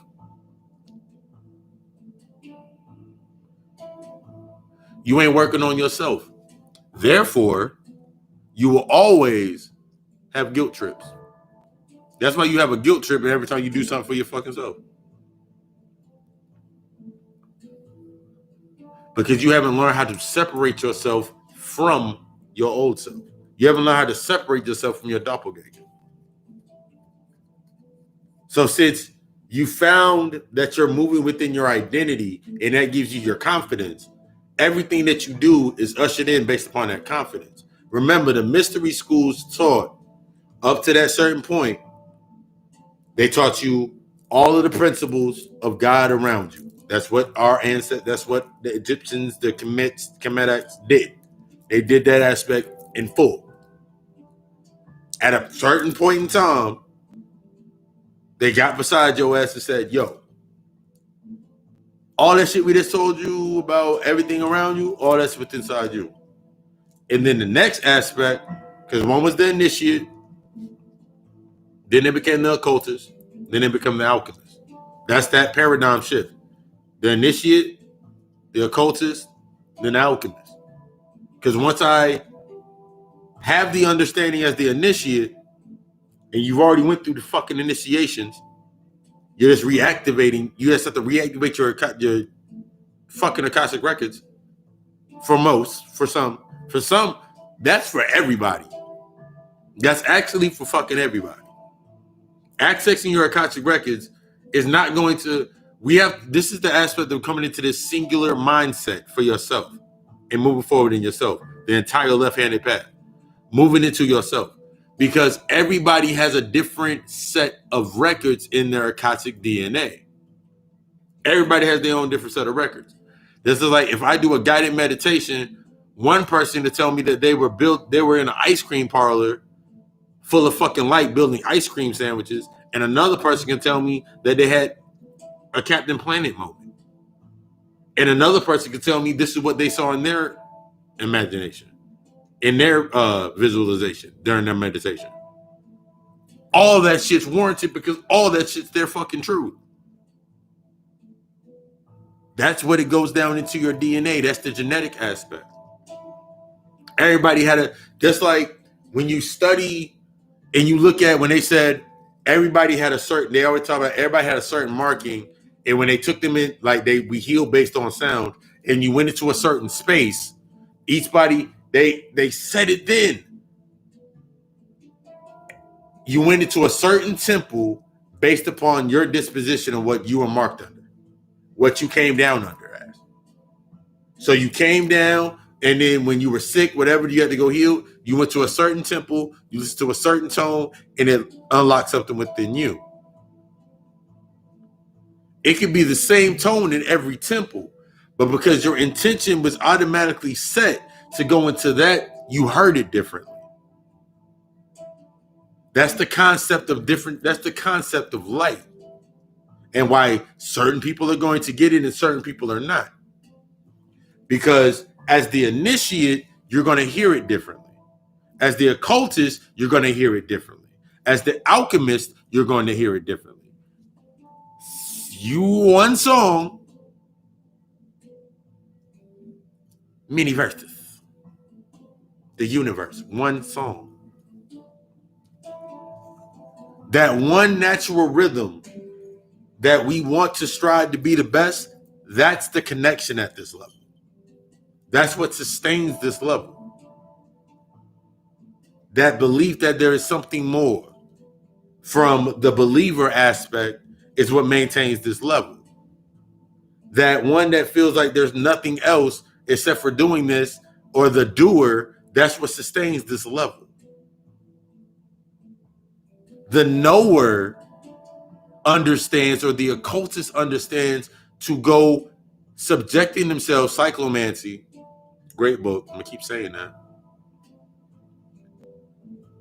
understands that in order to defeat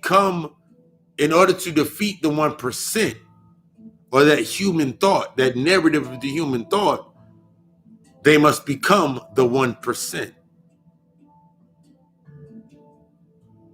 Mentally, because everything matriculates naturally after you do it mentally. If you're not in that mindset to do that mentally, then you can't become better on any fucking accord. Like, you can be the best meditator in the world. I mean, you can sit there, you can be the best meditator, the best motherfucker. You can do the best yoga poses and hold them the most.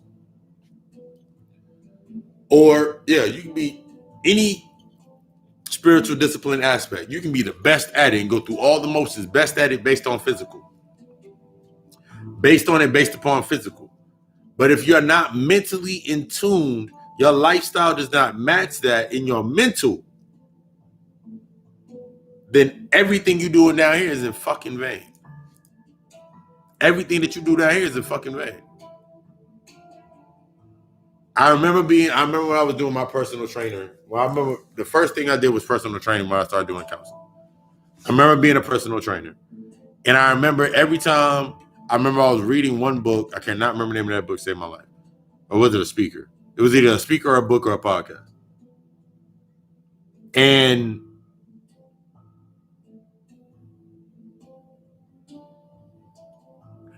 yeah, sorry.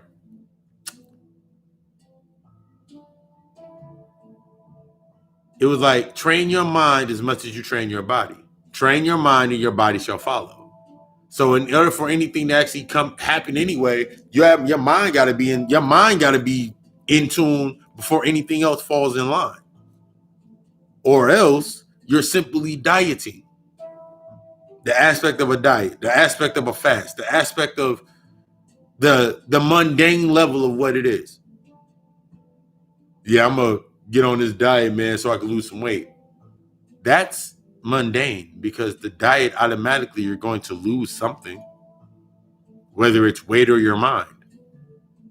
Man, I'm a fast. You're undoubtedly going to lose something, whether it's your will or your mind. Which one are you going to lose? Your mind is actually your will in tandem. Because when you go through a process of initiation, you come out on the other end. This is, for some, an initiation. So that's why it needs to happen. This gives you more perspective and thinking about why things happen the way they need to happen. This is a fucking initiation for some. They ain't never been alive before. Niggas that died, they ain't never died before. This is their initiation. This is why I can have a conversation with some people, and we talking about certain things, and they're like, I can have a conversation with some people, and they're receiving based on me explaining it, and it's explained in that same manner. And I have a conversation with other people like, but that's just stupid, or why don't they get this, this, and this? And then it's the same conversation from two different levels. Balancing the light and the dark. Taking the ones that are in the light into the darkness, and taking the ones that are in the dark into the light. Because I'm in balance, I can see that tune. I can see that. When you become in that balance, that's when you're able to see things happening where they need to happen. You start to be able to understand why this happened over here and why that had to happen over there. You start seeing the triggers of why something would make you feel a certain way.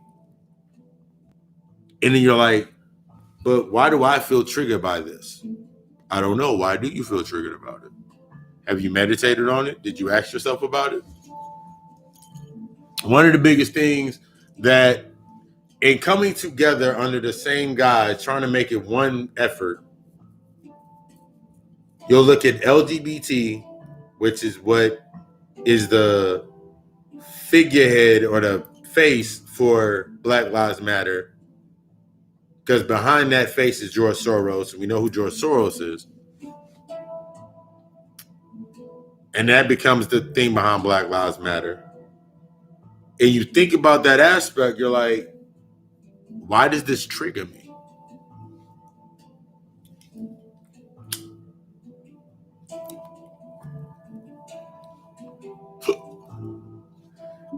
Maybe it triggers you.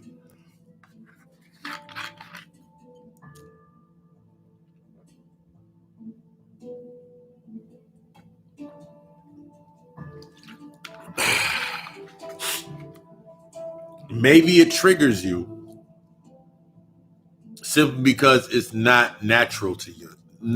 You have to go deeper than what it is. Nah, man, because they Black Lives Matter is actually the LGBT right behind it. You know, the LGBT, they trying to get, and now you got the pedophiles, they're trying to change their name so they can be get the same rights as the LGBT. And the LGBTQYZ alphabet community is connected to Black Lives Matter, and Black Lives Matter is the same thing as civil rights in this fucking time. The same motherfuckers that funded the civil rights, that gave you Martin Luther, the fucking agent Martin Luther King, regardless if he was an agent or not, don't fucking matter, are doing the same fucking shit. That's what the occultist studies. That's what the occultist studies. That's what the occult, the hidden studies. LGBT behind the Black Lives Matter, that's behind George Soros, being behind that, is the same way that the civil rights was ushered in. You ain't learned from it yet. That's why it keeps repeating itself. You got to learn your past. And you got to go beyond what triggers your emotion. You got to go through that shit.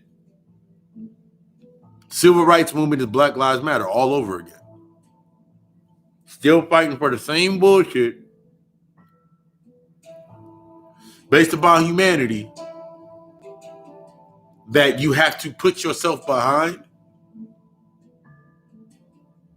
Somebody tried to sell me an I Can't Breathe shirt today.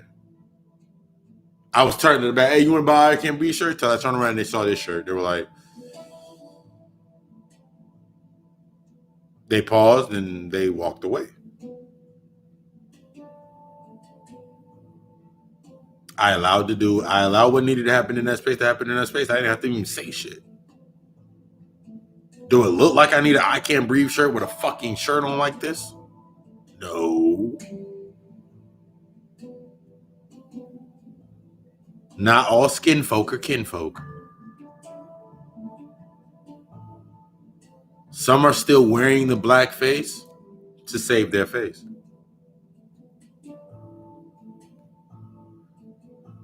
Because it serves them a purpose. Some are still wearing that black face of guilt because it still serves their purpose.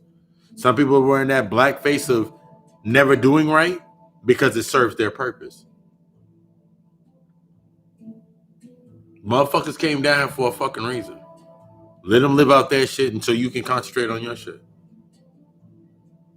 Putting that in your mindset with everything else that you read on occult studies and everything else that you study all and you following none, that changes your whole perspective of how motherfuckers came down to do shit. I don't get upset. I don't get mad. I don't at all. The passion will come through. That energy will come through strong because there's nothing to restrict it. My ego's there not to restrict it, so it come out strong as hell. Come out powerful. Because I'm speaking from a God seat. I'm speaking from my God seat. I move in my God seat. I create from my Titan realm. I come from that great old energy. I come from that chaos energy. I don't have to say that shit.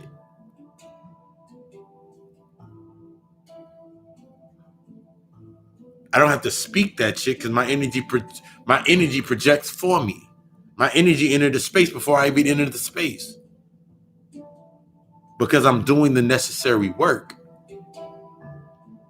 And since I've done the necessary work, I can now do more work.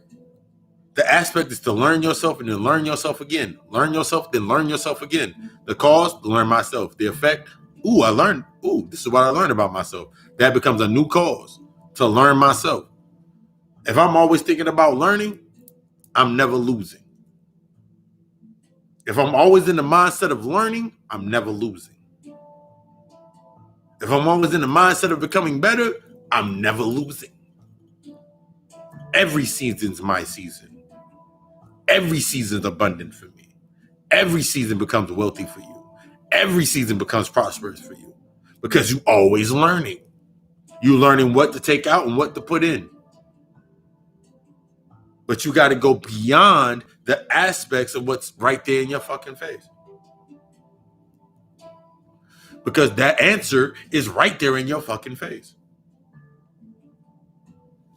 Civil rights is the new Black Lives Matter. Put it in a new box and put it right back in front of you. The shit that came into fruition because of the civil rights movement is right behind the Black Lives Matter movement. And as long as you put your energy into it, because you're the only one that can pull down that power, you keep pulling your energy and putting in the Black Lives Matter, I Can't Breathe, the LGBT, the same motherfucker. Now that you have motherfuckers to stay behind Black Lives Matter movement, now new motherfuckers can move into it. That's how the space works. That's how the energy works. When you putting in your work based upon your intention being of what serves you and to learn, everything that comes into your space, you get to learn from. If its intention is to learn or to be taught, if its intention is to learn, as your intention is to learn, as your intention is to love, as your intention is to love, then it comes into that area and it fits. No friction. Energy keeps circulating through. Snake keep biting his tail. And like infinite power, infinite abundance. The reason that your shit ain't popping off is because there's certain shit within your area, within your space, that needed to fall the fuck off so you can get back to you.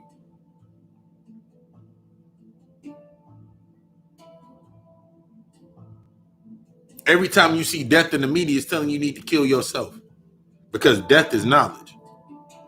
So every time I see a death in the media, I celebrate it. One, because they're gone. They've transitioned. They're no longer here. They don't have to deal with this. Whether it was how horrible it was, does not fucking matter. If it was a grotesque way that it happened, it lets me know that my works are getting deeper, are getting dirty. I got to get dirty. I got to get deeper into my shit. So when I see a staged death, and I understand that it's a staged death, I don't have to speak on the staged death, because I know what the staged death meant. It was symbolizing something else. So it goes back into my memory brain. What the fuck do I need to learn about staged deaths? What other ritual was staged? And then through that contradiction,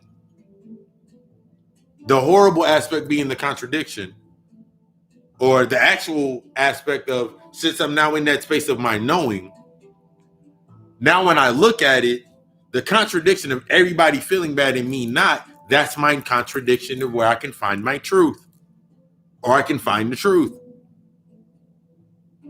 The only way, at first, when you're coming through the initiate phase, you got to accept the phase that you're in, the stage that you're in of yourself, in order to understand that the contradiction is where you find the door to the truth.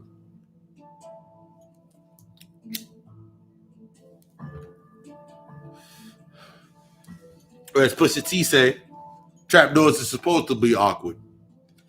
Anybody knows where the trapdoor is, they know it's supposed to be awkward. It ain't supposed to fit in.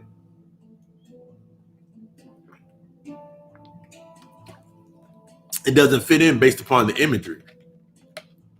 That's why everybody looking at this skull, if I do a meditation, I do the skull and I show everybody the skull, everybody's going to get a different perception.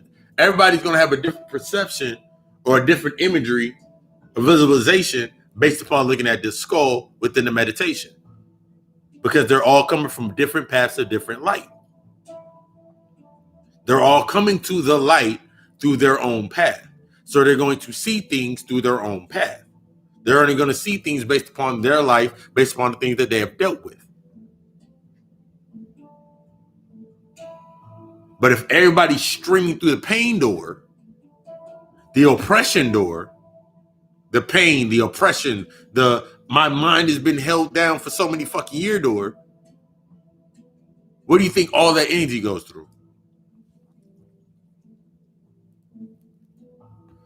Where do you think all that energy comes down to? The place that creates oppression. Think about the aspect of how the universe works. The universe works upon frequencies. It gives things to you based upon frequencies. It's similar to, I remember when I was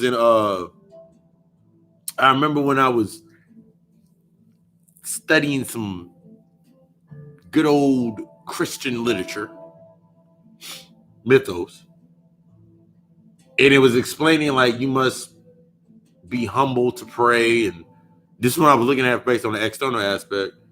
So I thought in my mind, and what most black people think in their mind is, the more humble my conditions in the physical world, the more I shall be blessed in the end. But then I remember when I transitioned over to my father's side of the world, or the underworld, these motherfuckers was eating. One of my uncles, till this day, when he goes out to a restaurant, he's increased it since then. At first, I remember when I was around him when we were little, he put $100 on the table. He put like 120s, like 520s, or he'd break it down in increments. And no, he actually did it. He did a 20, and then he broke it down into the increments till he got to 100. And he sit that on the table. And he's sitting in the center of the table. And every time the server didn't do something, didn't bring the drink on time, and he factored in all the other methods to it, based upon their self doing their own service, doing what they're supposed to do, he would take money off the table. Whatever was left on the table at the end of dinner, and we used to like sit after dinner for like another 45 minutes. Sit there at the table. Whatever was left on that table at the end when he put his fork on his plate was that server's tip. Only 3 servers from the existence of me knowing my uncle at that point in time got $100. Only 3. They were top tier servers, waitresses, whatever the fuck you want to call them. They were top tier with their shit, and they got $100. Only 5 people got 100. Only 2 of those 5 got an extra 100 on top as their tip from my uncle. My uncle taught me to put it on the table and allow nature to take its course. If something is supposed to be doing something in its aspect of where it's supposed to be at, it will be there and it will perform to the top of its ability. It will perform to the top of its ability. What you're seeing now, based upon light, is them performing at the top of their ability. That's all. This is all they can do. Their natural algorithm is in conflict. They were conspired out of conflict. They were conspired out of conflict. You were conspired out of pure chaos. Pure chaos, which is pure love. That pure higher level energy. So you understand chaos is in that circle. Chaos is continuing. It must continue. Those who do not understand chaos must create chaos. Those who do not understand what chaos and the true power of chaos must always create chaos. They must always create conflict. Those who do not understand the chaos within themselves must always create conflict within others. They must always create problems within others. They must bring guilt. They must bring shame, because inside of them they feel guilt and they feel shame. So naturally, when you meet something or you meet an entity that's at a certain aspect, a certain consciousness, or a certain level of fucking intellect and intelligence, if you're not willing to be challenged on all levels, then you step away or you stray away, or your guilt, your shames, your weaknesses feed your identity, so you step away.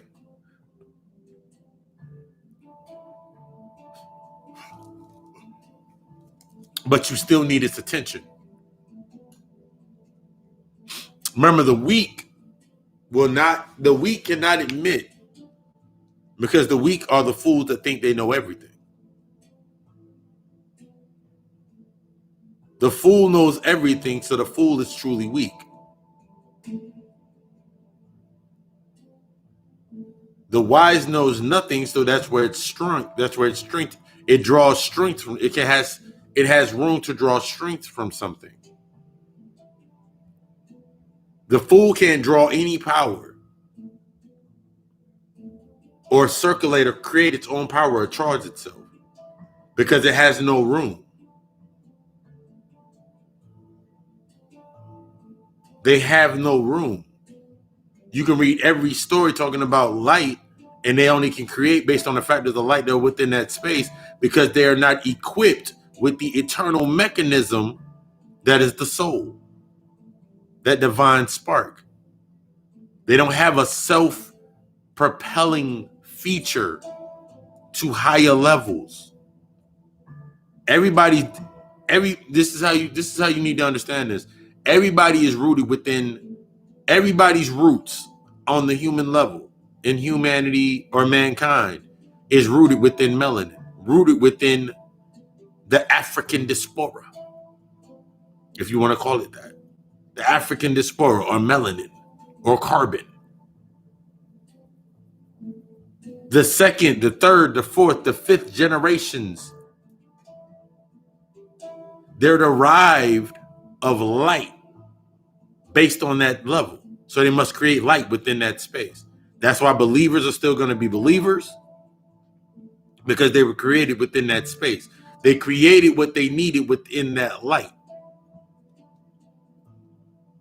That's why the doer is always going to be the doer, because they created something in that light, in that sifra.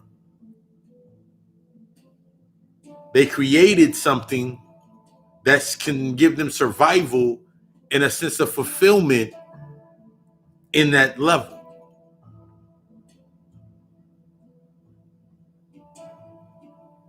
That's where esoteric steps into play. Esoteric means for the chosen few, in paraphrase term, the chosen few that have learned how to create from within themselves their light. And they can now subject themselves into different spaces based upon the attributes of the ideal within that space. That's something as similar as somebody was like, that's something similar as my multiple names. That's why God had many names. That's why the devil, that's why I loved Constantine at one part. She was like, little horn, unclean. And he was like, I love all the old names. And he said he loved all the old names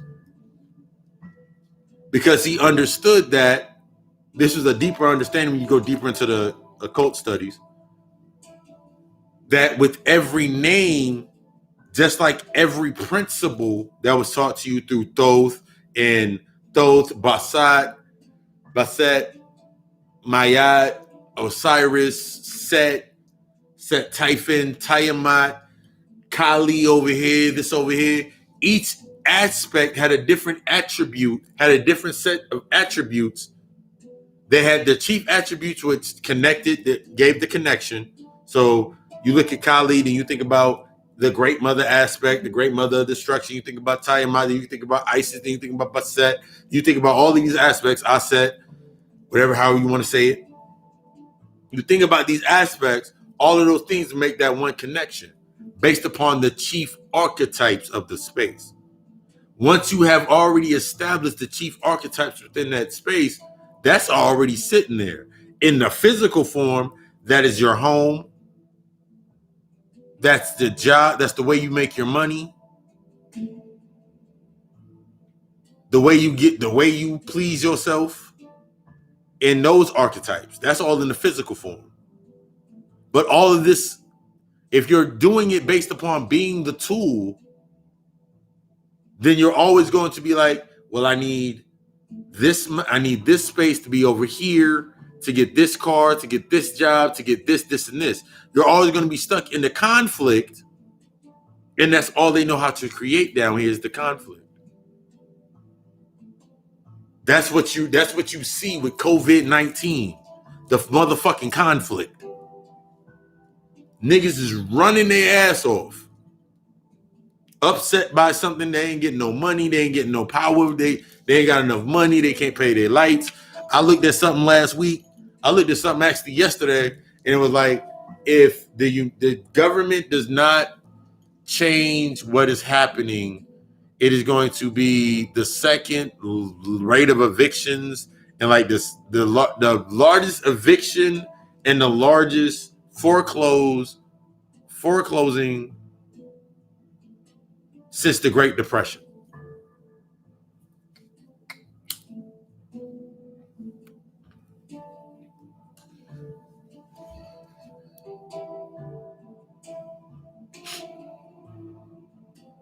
The Great Depression. So it further let me lead back that they're still stuck within the past and I'm living in the now. Living in the now gave me the ability to see Black Lives Matter, LGBT is the revamp of the civil rights movement. Not for you. That's why it's never been for you. That was the whole aspect of when motherfuckers break down the fucking gematria and talk about George Soros and all that aspect. That's to let you know that it's not for you. It's not for you to live through. It's for you to charge from. So then I go back and I saw that said the Great Depression. I was like, oh shit. The Great Depression was simply the infrastructure falling at that time due to economic crisis. Or, better put, the energy that came to maintain that level was no longer able to be sustained. The energy at that level was no longer able to be sustained. The civil rights movement is a marker in letting you. Slavery is a marker, or being prisoners of war is a marker. And when it ended, is a marker to let you know that that energy no longer sustains within that space. They had to change the algorithm. They had to change the formulas. But in order to keep that initial formula going, the formula was still working because the formula still works today. They had to change the aspects within that formula. This is what when you studied your mantra. This is when you studied numerology and you get deeper into those books. They understood that they had to change that algorithm. There's a document by the CIA that explains particle matter and living in other worlds and going to other spaces and out-of-body experiences. I'm going to post it on my page after I'm done with the lecture. The links to it and everything. That document was explaining that. That was back in like 1960, between 1974, when that document was put out. When that document was put out, after they did that, that's when the civil rights movement came into play. That's when the hippies and Woodstock and all that shit came into play. Resetting the energy. Everybody's about love and peace and no war and none of this and all of that. That was the aspect within that space. I think I skipped past the whole Great Depression.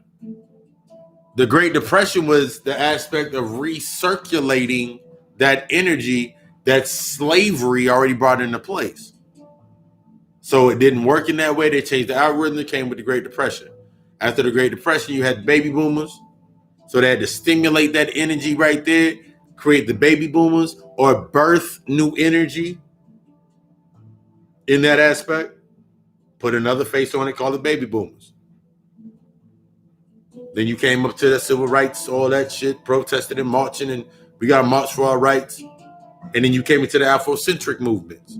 You came into the Afrocentric movement and the Black Panther movement. You're so far ahead that you're behind. Because it's only when you initiate your energy into that space does it thrive.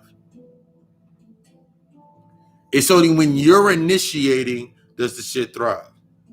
Because if you don't do shit, don't shit change. They keep doing the same old song and dance. They're going to keep doing the same thing regardless because they need your energy.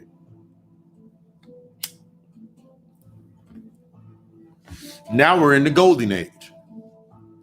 Age of Aquarius, the age of knowing, the golden era, this golden, the new dawn, the golden tarot deck. Now we're in this space. So since now that we're in this space, they have to recycle the energy or the light that's already within this space. This is why when you stay too long in a space, I remember like my mother always told me, she was like, you never stay that long at a job. You only stay at a job for like 3, 4 years, 5 years max. This is like the longest job that you actually held for like 6, 7 years. I was like, it didn't excite me anymore. It didn't give me a spark anymore. I didn't feel it.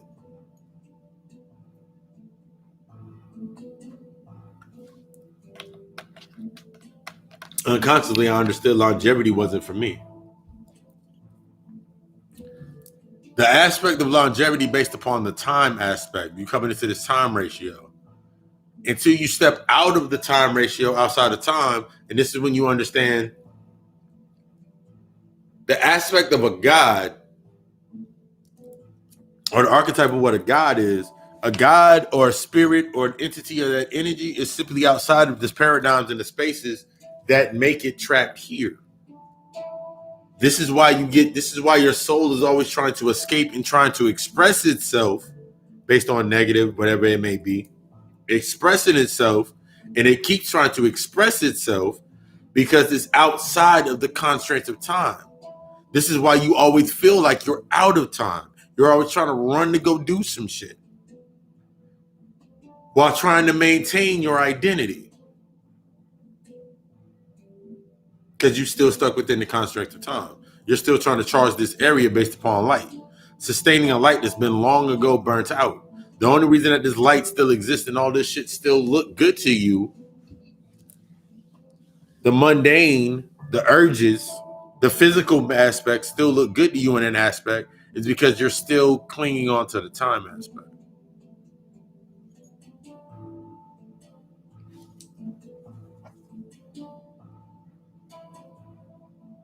Yes, because you're still clinging on to the time aspect.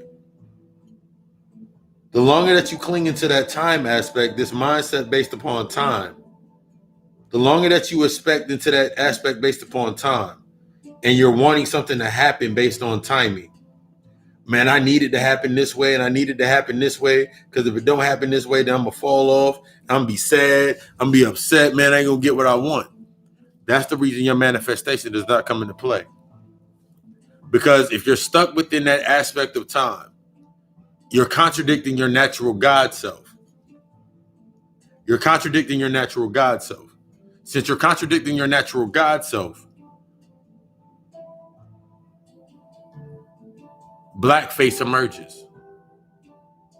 That self-hating narrative of yourself starts to come to the surface.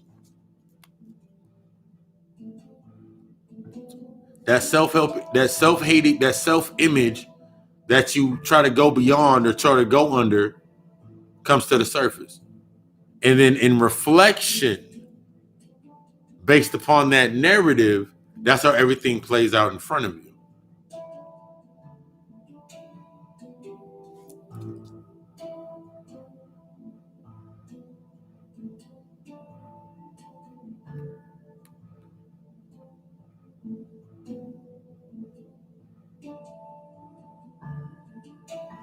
Sending this text.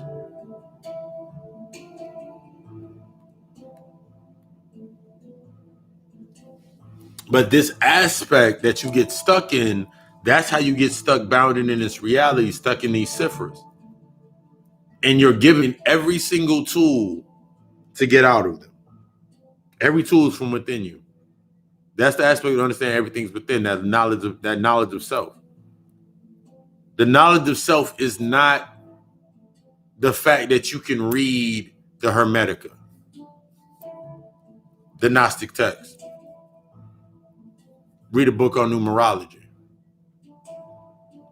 All of these things excite you because they're a part of you. All of these aspects are of you. That's what you need to understand. Everything down here is your tool to teach, to learn from. But you have to go beyond this aspect of, I can never do that, or I will never do that, this false sense of morality that you're giving yourself, because this is the reality about morality. Morality is simply a fucking tool that motherfuckers use when it benefits them. Morality is a tool used based on intellectual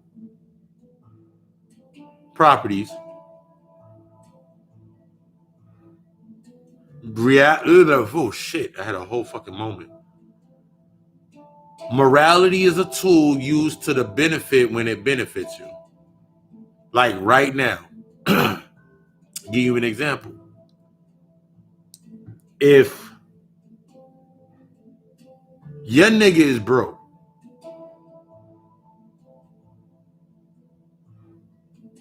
and he asks for a threesome. No. If your nigga is broke and you say, let's have a threesome with another nigga. And then the nigga says, man, nah, nigga, that's nasty, that's gay. But then you ask for a threesome with two chicks. Man, I'm all down for it. It's the same fucking thing. The difference is his morality. It didn't benefit him first time, so he can kick his morality out the door. That's what we go through in this aspect when we're going forward in ourselves now. You're looking at what benefits you, but it's based upon your identity. It's not based upon your true self. When you understand it as energy, you understand the purposes of it, and you actually can create a scenario in your mind to see if it benefits you fully. Searching for the solution, not looking at only the problems. Human nature is to look for fucking problems.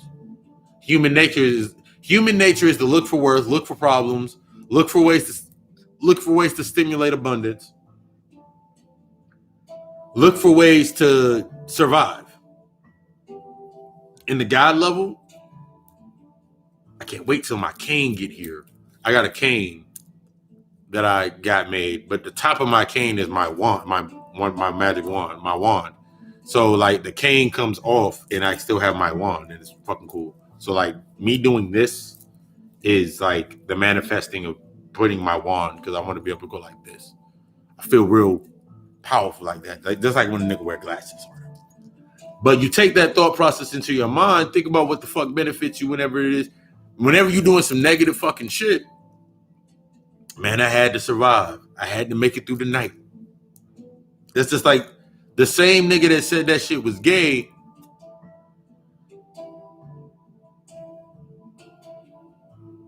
will run a train with his homeboys to get some pussy.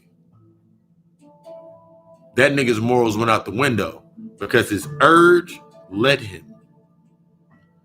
Niggas' urges is leading them. Your urge is your fucking emotional imbalance. The urge is an emotional imbalance. The emotional balance is linked to a trigger. The trigger is linked to a trauma. So you're triggered to do this in solidarity for your people, because this symbolizes we stand through everything. It's nice to stand through some shit, but when are you going to actually walk through it? I can stand here with my fist up all day. When am I actually going to walk through some shit? When am I actually going to put this fist to work? When am I actually going to start the energy that I invoke into my fist to make this fist? When am I going to use that to do something to step forward?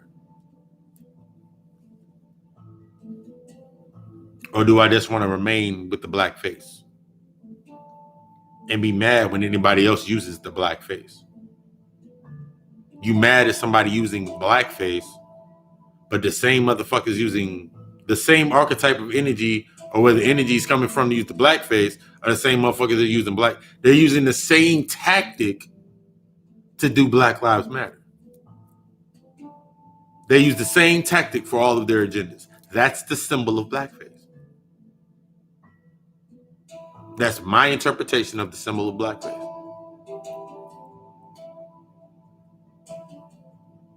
It doesn't make it any less. I don't want want that to happen. Let's go to this one. No, I didn't want that one either. Yeah, we'll do that one.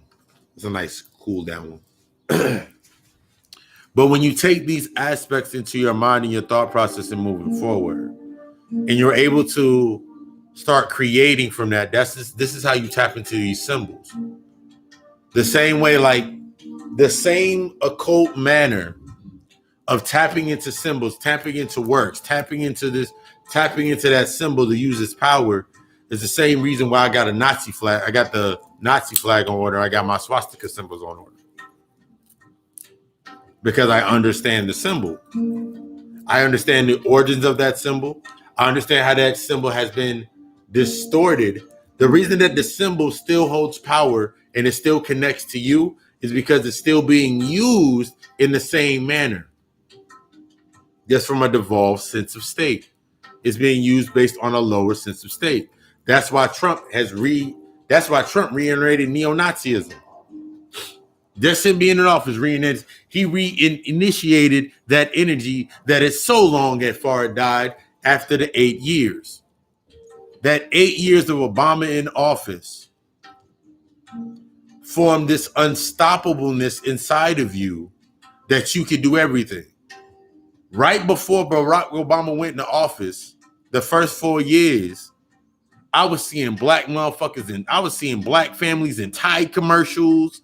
I was seeing black families and all these movies came out. Are we there yet? And all these fucking black movies came out with family and shit and single mothers and shit. All of that shit came out right before Barack came into fucking office. Ushering in that energy.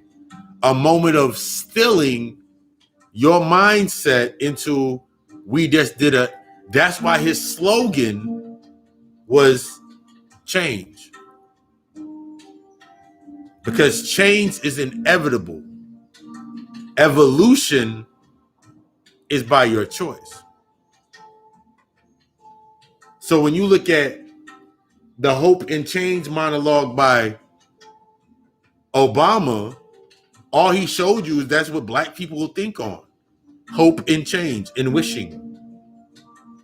You hoped and prayed and wished and nothing changed. But him bringing in that energy was not meant for you down on this level. That ushering of energy, if you had tapped into it the way that you needed to tap into it, some did, some didn't. I definitely tapped into it because I definitely fucking changed. You tap into that energy, you use it for what the fuck it's used for, not for you use it for what it's needed to be used for and desired to create, and you don't use it in order to invoke change or hope. Oh, that's why when it came through hope and change, certain motherfuckers, that's why motherfuckers now will denounce Barack the entire fucking time, because it didn't give them the physical image based on this level.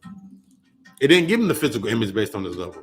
Man, he didn't do nothing for black people. He didn't stimulate the economy. He didn't do this, and this. Under that same guise, Make America Great Again,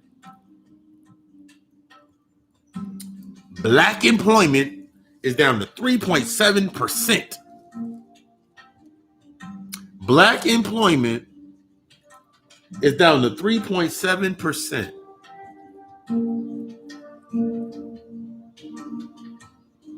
Anybody who understands what a job is actually enslavement or persecution. So job from Hebrew means persecution. So job, employment, persecution, slavery. So Trump brought down the narrative of, he brought down the high unemployment rate, which is synonymous in that aspect, going behind it. That high ass fucking rate, he brought it back down. So he gave more black people jobs or more persecution or locked them back into a slave-like mentality, trying to sustain this level. Make America great again. So he did exactly what the fuck he was supposed to do. He made America great again. He made your ass want to be a slave again. He makes you want to fight against your jobs and your rights and all of these liberties, but these liberties are based upon human thought, that 1% human thought, which is actually your fucking ignorance. So he ushered in on your ignorance. Trump's whole campaign was ushered in on ignorance of human thought. He took that energy and then he created within that substructure of remaining in this space.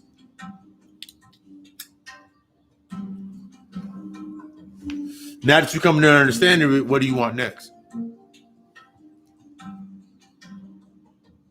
Someone asked me the other day, like, would you want Trump to be back in office? I said, I don't care about this Trump ass nigga. But for me as a business owner, he benefits me. So yeah, he can run another 4 years. This shit's over anyway. But I'm going to eat as long as I'm here. I'm going to indulge and eat as long as I'm here. So get that nigga another shot for 4 more fucking years. You got one or two choices. Either you're going to have Biden go into office and reinstitute some bullshit from back then, or you're going to have Trump in office and he going to keep reenacting. Trump is a mediumship for what is actually chaos. The shit that you need to do some shit. If you want somebody else to come in back from that Barack Obama days and steal shit, by all means. Either way, you're not looking at sides, you're looking at how you're going to feed from it. If this nigga go into office, all right, cool, it's going to be this. If that nigga stay in office, it's going to be this. How can I feed from both aspects or both spaces? This is the mindset and the thought process that we have to do moving forward in breaking down the parameters of breaking down these old paradigms and ushering our new energy. Celebrating our new energy coming in. You've always been in charge. You've always been in power. Think about it like this. If I wanted to be in power, but I didn't want no one to know I was in power so I could remain in power, what would I employ?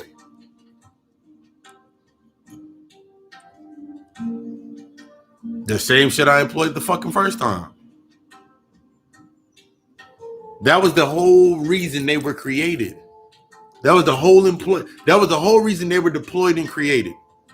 To do shit that we didn't want to do anymore. Nigga, I don't have time to run the world, nigga. I want to go play over here in my astral realm. I want to go play over here with these fucking cards. They're doing what they're supposed to be doing. The only reason that you're not benefiting from it is because you're not creating from the chaos that they are naturally supposed to create. You're not benefiting from the space that you're in because you're not using it to its full advantage because you're not within your full advantage of your own self. The reason that the shit is going on the way that it's going on is because it's following that rhythm of your natural chaos. You're naturally chaos. It's moving to that rhythm of the natural chaos. The natural order of things is always going to be chaos. You came from chaos. You are chaos. You are pure fire. You are pure light. You are from the fucking darkest darks of the blickety black dark. So to see Blackface, good job.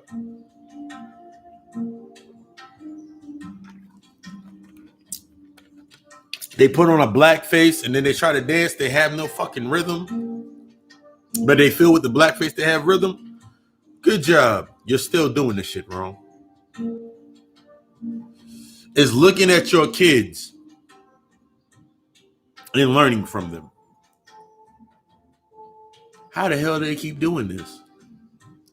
It's not the invention, it's the fucking knowledge. It's not the credit, it's the fucking knowledge. They teach us about credit. Instead of tapping into your own energy. Because they're not built on currency. They're not built on carbon. They're built on credit. Their credit is light. Their accredited light is what makes them carbon-based. Their accredited light is what makes them carbon-based. Your true currency, your true spark, that eternal you, that soul, that gives you your rhythm, that gives you the ability to pull down that energy. Through you pulling down that energy, how do you use your energy? If you're not using your energy within your space to create, cultivate, and do your works, you throwing that shit out. And you've done it for so long in creating this space and maintaining this space. You've done it for so long that now you are feeling that you are a part of something when you're of all of it.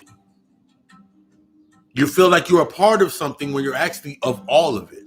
All of this is you. All of this is your shit. But it's not in the aspect of owning it. It's in the aspect of learning from it. That's why you created it in the first place. This is why whenever you think about schools in Africa, you think about kindergarten. All you did in kindergarten was learn how to color and go under trees and read books and watch movies and all that cool shit. At least that's what I did. I was a little bit of a pimp in kindergarten, because even then, unconsciously on some God shit, I was like, we only played house in the centers in kindergarten during pizza day or taco day. We had pizza day and we had taco day. We had one more day. Oh yeah, we had McDonald's. We had we was banging out fucking McChickens and cheeseburgers back when they were actually real burgers. But anyway, that's when that shit was real potent poison. That's when it was real potent. That's when it was real potent poison.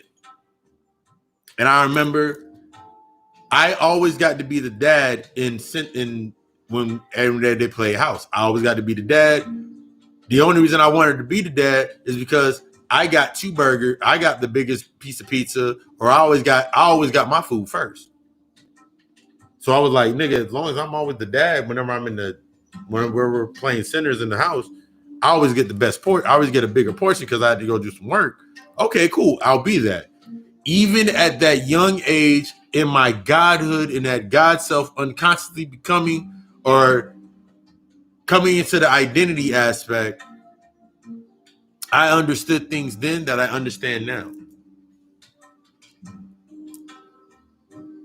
I want, I love, I warrant, I bring on the chaos of being me because it's lit, it's fun, it's exciting. But it's based upon the aspect that I understand, and I'm coming into more understanding of why I'm within that space. Because if I'm not moving within that space, if I'm not moving within that reality, I'm not moving within that tone, then I'm wasting energy. I'm leaving shit down. That's the aspect of being the chaos and being the creator, creep from the chaos. Ushering in and celebrating that shit. Because it needs to be done. It needs to fucking happen. You holding on, if it's an illusion, the fuck are you holding on to? If it's an illusion and you are a god and you can create, what are you holding on to? You understand, in order for you to build something in that space, you have to destroy the old infrastructure anyway. If this was my house and this wall was right here, and I knew on this other side of this wall, let's say was another room, but I wanted to make this space bigger, this wall got to come the fuck down first. So I got to become the devil to tear that shit down. Because I got to become that destructive force. I got to become that destructive energy to destroy this shit. But I understand that energy comes from the same fucking space. Because I know my benefit is going to be something more within that space. I created more space for me to put more shit in.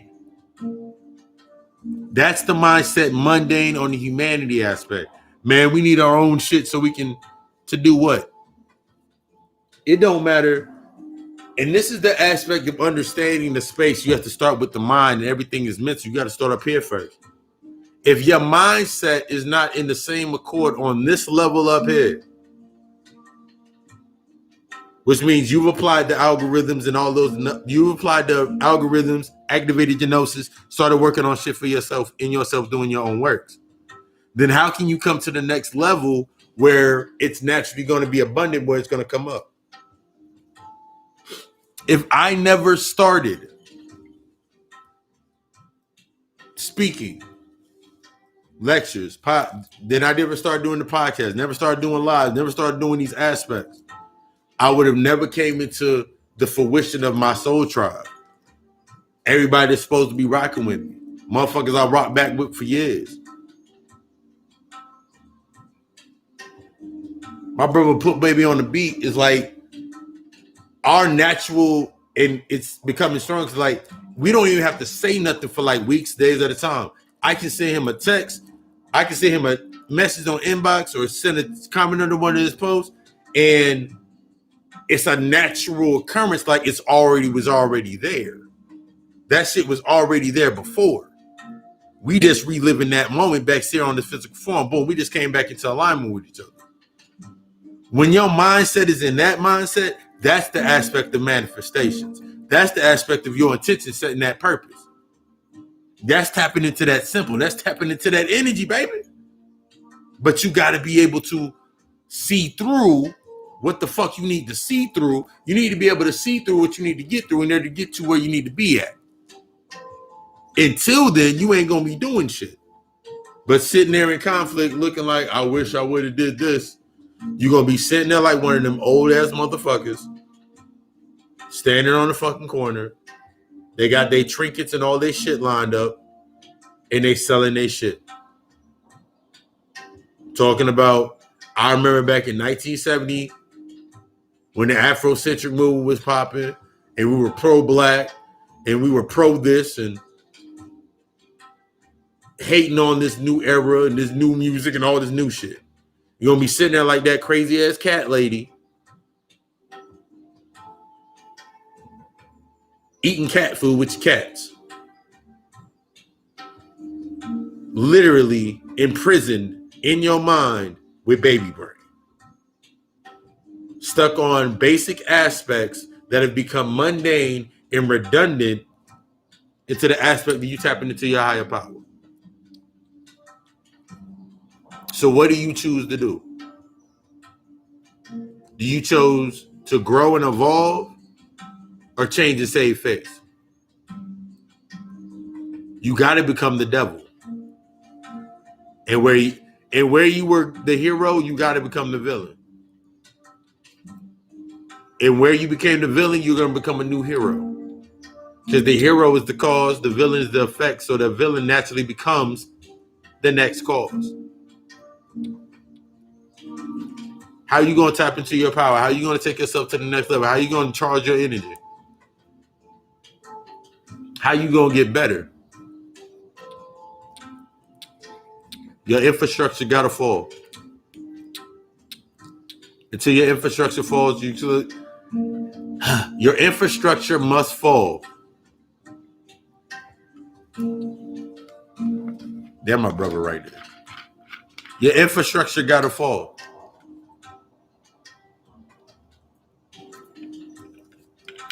I had to become homeless.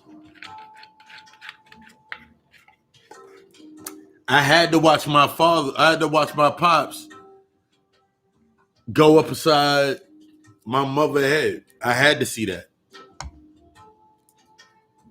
I had to see my uncles on my mother's side be fucking drunks. I had to see my pops be the poppy these niggas were getting shit to sniff from, and my uncle being the nigga that you came to go get the bitches from. In order for me to go to fucking school and get my degrees in psychology and business. My uncle always laughed every time he said, he was like, so you got a business degree and you got a psychology degree. You a legalized pimp.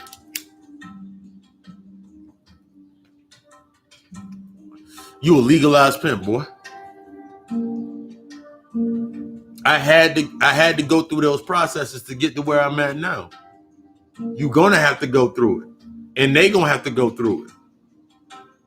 But when they get to where you're at or where you were at, what are you leaving right there for them to pick up on and keep going forward?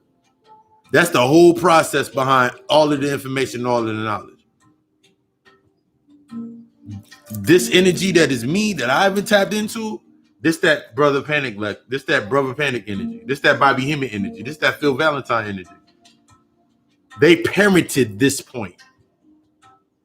So the ones that are speaking based on this point are parented from that era. You can tell where they parented from just by how they move. That's the aspect of you coming into your energy and using those symbols. Shit that bothered my fucking grandmother, my ancestors, and all of them back there on that line, it don't bother me no more. That's the end of that generational curse. The shit that got to them ends at my feet. From that, that's what I used to ride on. That's what I used to stand on. That's what I stand to work on. That's what I do my alchemy with. Those ashes. I can't go back in the day and be like, yo, man, I need the old ashes of a chicken. Because the chicken, I cannot use the same things from the sacrifices from before because it's no longer a commodity worth to be sacrificed. I can go to the store and go buy chicken.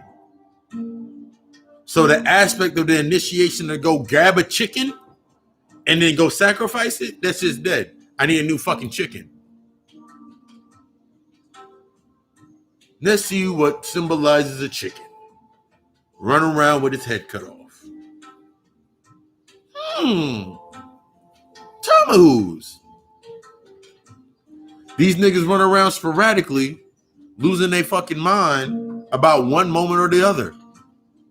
That's my new sacrifice.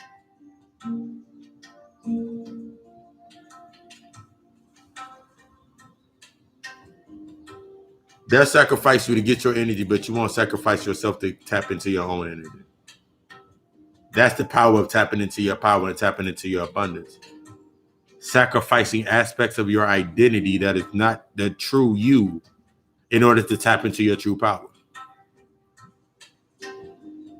That way you ain't got to live behind the mask. You can stand there in plain fucking sight. That means with everything they put up, you know how to work through. You know how to use to your advantage. That's the aspect to understand why Black Lives Matter is funded by George Soros and LGBTs behind Black Lives Matter. This is how you come into understanding of why things are put behind certain things to get certain energy from you. Adrenochrome is real, but it don't even need to be fucking real. You know why? It don't need to be fucking real. Because it's already implanted in your head. So if I show you a carbon-based being that does not have the sustained energy to exist or go any longer, all I got to do is feed you organ harvesting, melanin, how much your melanin is a gram. That's all I got to do is keep feeding you that information because it's on the internet. Boom, I'm going to feed from this information.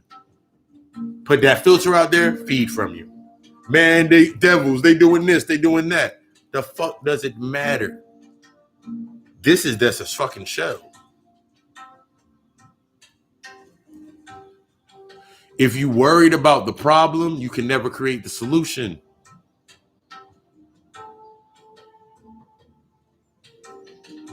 The solution is doing your work to become divinely protected, to unlock your true power.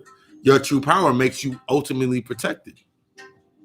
As I said earlier before, I have not seen a cop I haven't dealt with the cop, spoke to a cop, dealt with the cop in over 3.5 years. Partially because I'm no longer in those same environments in the physical, but I'm not in those environments based upon the physical because I'm in a whole different space mentally. This is like a motherfucker sitting here telling you that Africa look bad. But then motherfucker showing you, I got a 5-bedroom, 6-bed. I got a 5-bedroom, 6.5 bath, 4-car garage hut. Nigga, when I wake up, I feed fucking giraffes out my fucking window. So the same energy used to destroy that space, that nigga used that same energy to create his space. How you doing your shit?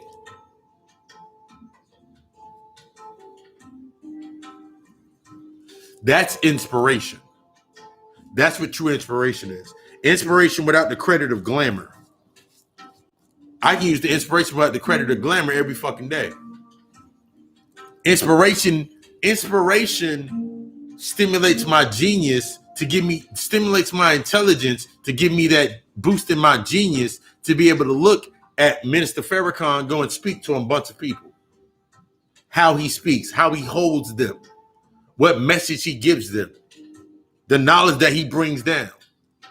I ain't got to be a fucking Muslim to listen to Minister Farrakhan, brother Ben X. I ain't got to be a Muslim to listen to them motherfuckers. Because I can study what they say and apply it and prepare it in my space.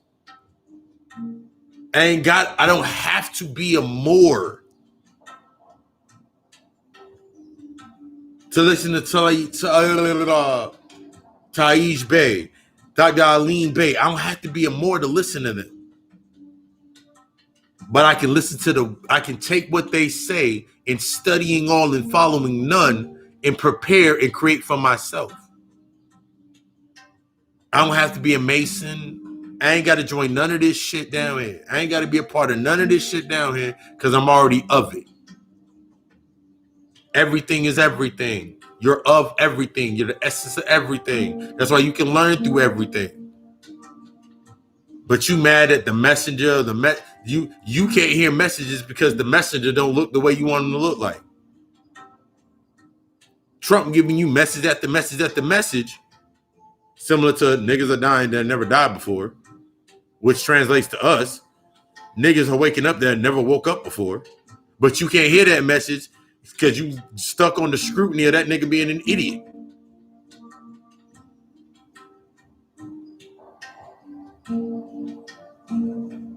You can't get past these motherfuckers harvesting your organs, but you don't remember the history. Nigga, they've always harvested your organs.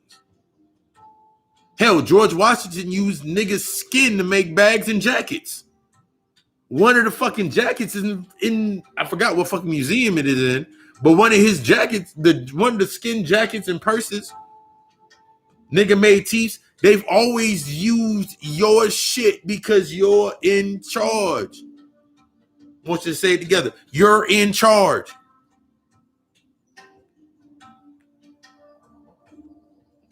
You've always been in charge.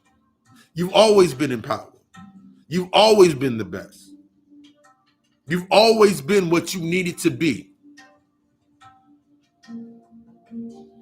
But you externalized not studying the reflection.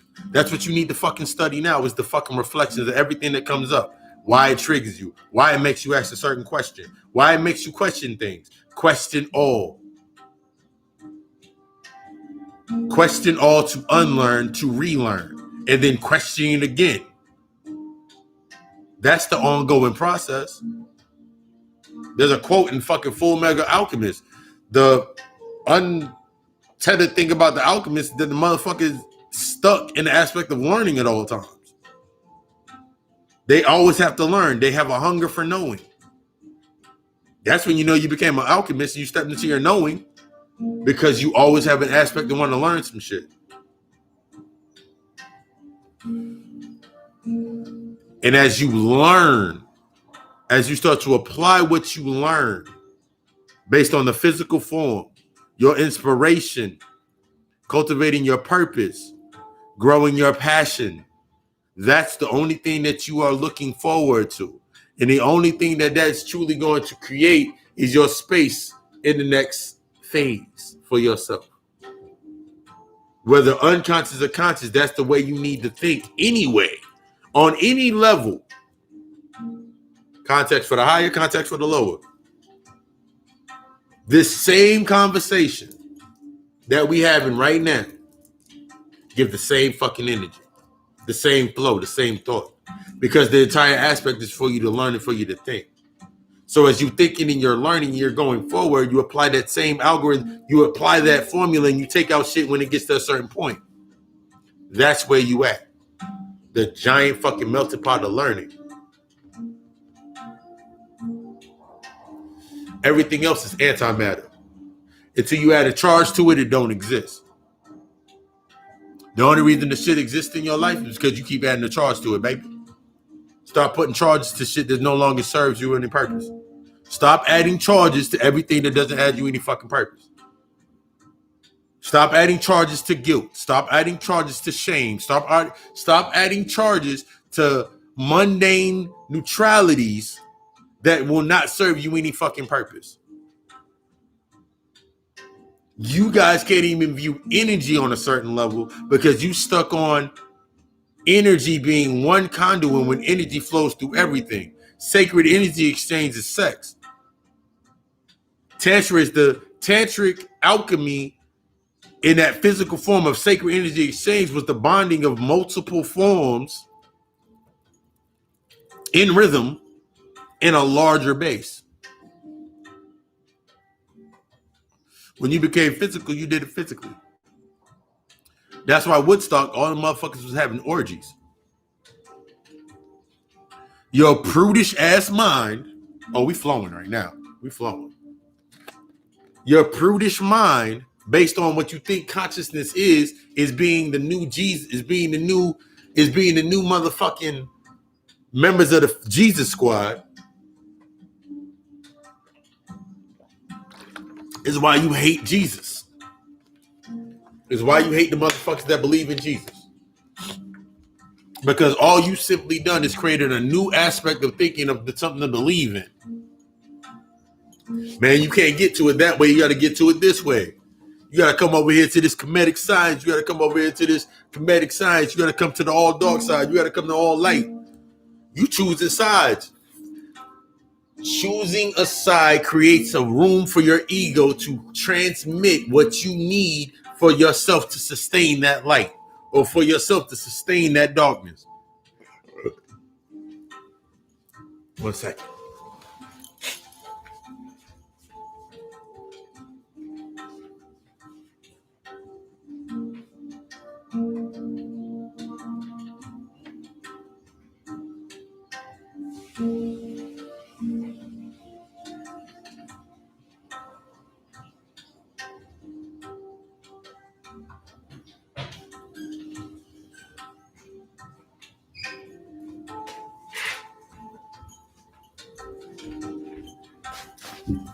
Sprayed that jack spot in my Florida water. Got the spray and sprayed that in the air. That the energy hit. But putting yourself into that mindset of choosing a side, you just chose another face to live up under. You chose up another way for that face to be charged. Repeating elements within yourself that repeating and adding charges to elements that no longer serve you. They burn out. They long overdue to be gone. They don't exist anymore. That old paradigm of fear, that's like when everybody was speaking, we ain't our ancestors, we ain't our grandparents, all that shit. I love that. I loved that shit. Because you're not your ancestors, you are your ancestors. This is how that shit will work. We are not our ancestors, we are not our grandparents. After stating that image and setting that chaos within that, now that's how you become the ancestor. That's the becoming. By acknowledging that you are not, to understand what you need to do to become. That's how you tap into that energy. Until you do that, you're going to be sitting there, motherfuckers sitting right now. I got 3 altars burning in my fucking living room right now at this moment. One ahead of me, one over here. I got 2 altars burning right now. I got to set the other altar up on my workspace later. My other altar is my laptop. I got 2 altars burning. My altars are not in representation to the aspect of giving something to somebody else. It's to honor me. because everything on my altars, from the pictures of my grandmother, the pictures of parents and whatever that I'm putting on my altars next.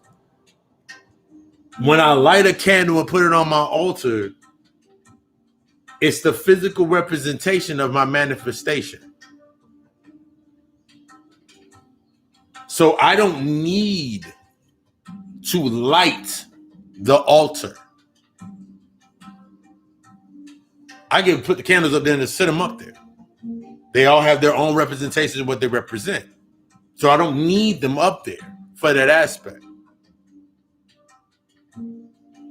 They're simply to invoke my power into those spaces so I don't have to carry that shit, and it lets me move more freely. That's the higher level of building when you build your altar, put your altar together. So when I look at an altar, and if I can go right now tomorrow and go grab a fucking Jesus candle from the shop that I go to. I'm not looking at the altar. I'm not looking at the candle when I was initiating myself or reiterating myself. I would look at the back of the candle. I would read the little thing on the back, and I would say that shit over and over again as I lit the candle. Old magic to unlock old self. But now that I'm in my new self, when I grab a candle, I have a whole new script, a whole new spell that I've acquired inside of my head. That's invoked into that candle, tapped into my energy based on my manifestation and my intentions. So my attention on the candle and my intention match because I have become that aspect of energy that I need to tap into, that I was meaning to tap into. So I don't have to say, Oshun, Oshun, Oshun. I just put my name there, speaking to my higher self, because I'm interfaced with that energy. That's the balance. You still doing old shit, getting old results.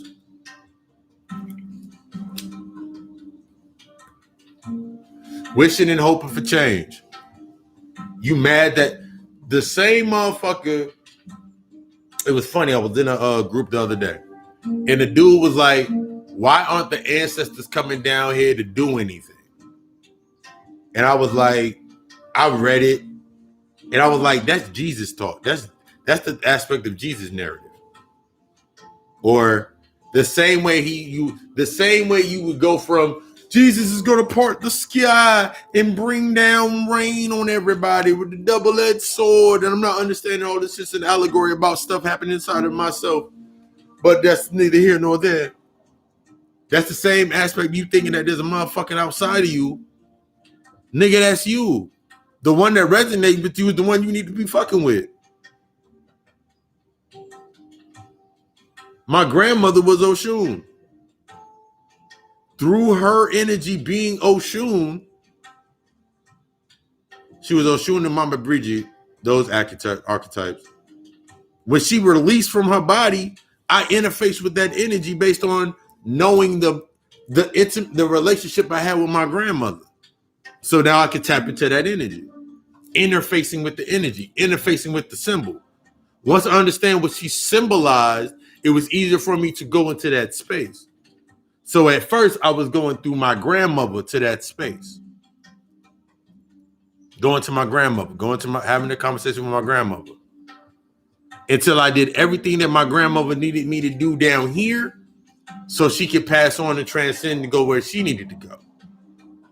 So what I interact with now is not my grandmother, but her spiritual name unlocks that space in my astral that I can go tap into and have that full conversation with. I'm interfaced with that energy based upon that bond based upon light. So when I go to that space is similar to my grandmother's house. And I remember all the fun I had at my grandmother's house. So now that space is now my space because I put everything in there that I remember all the aspects that made that space fun for me. So that's what I bring down into the physical.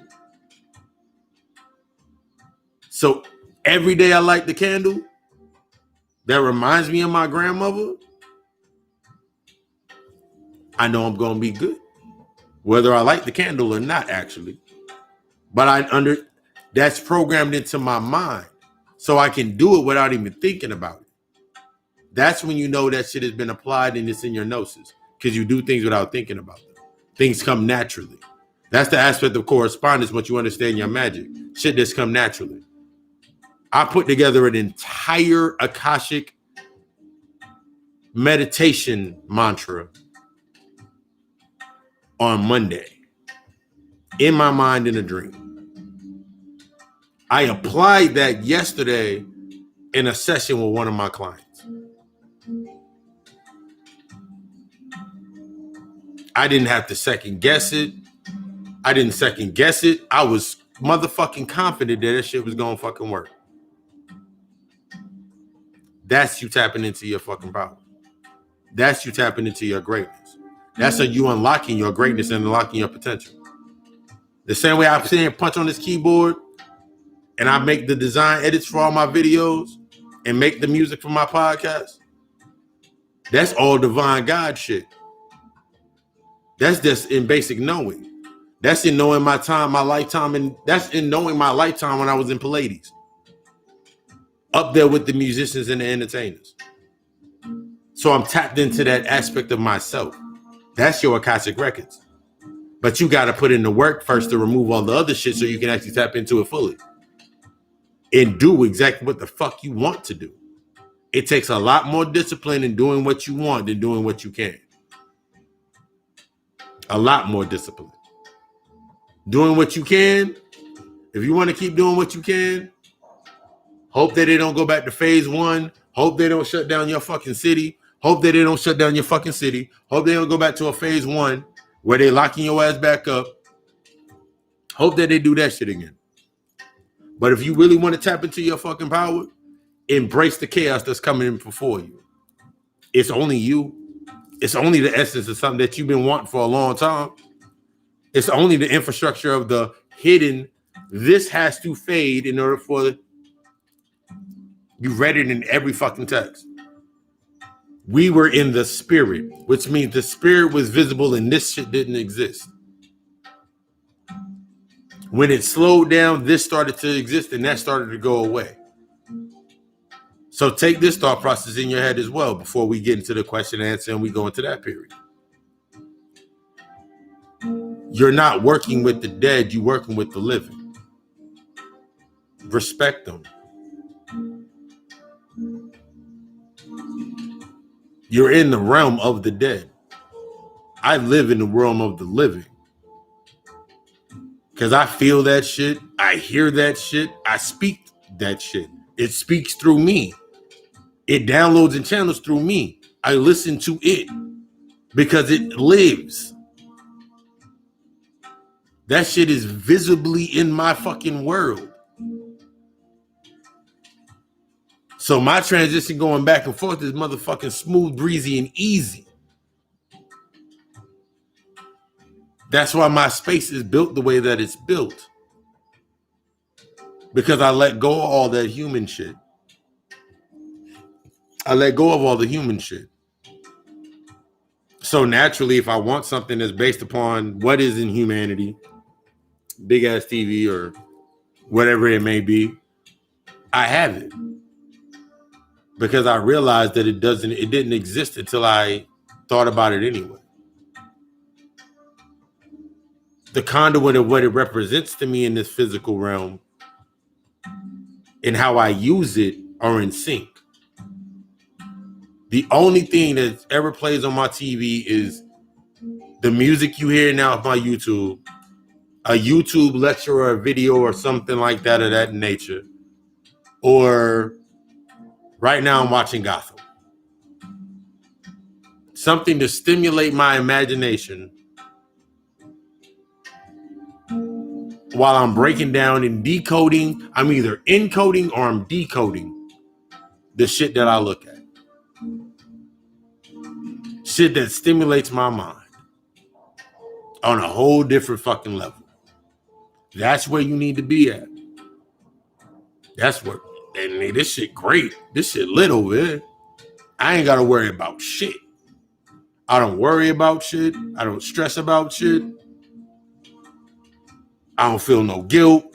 I don't feel no shame. I don't feel no discomfort. The only discomfort I felt was this today when I put on my fucking sweat vest under my fucking shirt and I went outside and it was 77 degrees and there was a shade on my balcony. When I went outside in that fucking heat, I was offset for a little bit. Like, whoa, let me get adjusted. Let me get my bottle of water. Let me get myself adjusted. After walking around in my usual stores and doing what I needed to do, I was sweating and I knew I was sweating. I could feel it. I remember I pulled my vest down to readjust myself and I was like, damn, I'm sweaty. Other than that, I was good. I knew that what I needed to do was happening and coming into process, coming into fruition. Just like when I get these herbs and these other herbs that I'm about to put together, and I get my metal pot and get my grandmother on and put that water in there and steam myself. It released all the other toxins out of my body. I know it's ushering me in for my next level of what I need to be doing. I'm already prepared myself mentally. I actually ordered, or I'm about to order, because I looked at them earlier before I started the lecture. I'm actually about to order a mammy, lawn jockey, the little nigga with the lantern, and order me a Blackface figurine. And I'm going to put him on the altar. I'm going to put my MAGA hat on the Blackface. I'm going to put, what do y'all want me to put on Mammy? I'm going to get a Megan Thee Stallion. No, I won't do that. And embrace that energy, that chaos. And I'm going to bump fucking 21 Savage and the most ignorant of chaos music, which is this chaos magic, while I'm sitting there setting that altar up and tuning that energy into me, pulling from that power. That way, in the next 6 months, when they do another Blackface shit, I get that energy. When they show you another mammy aspect, you ain't seen a mother aspect, a true big mama aspect, since you've seen Thea on TV. And that's for the motherfuckers that knew who the fuck Thea was. You ain't seen an aspect like that on television since. Because even in that, you found something inside of that resonated with you. That's why they took it away. Because you watched it, you paid it attention. But it did not benefit them in the way that it needed to benefit them. They needed to change the face.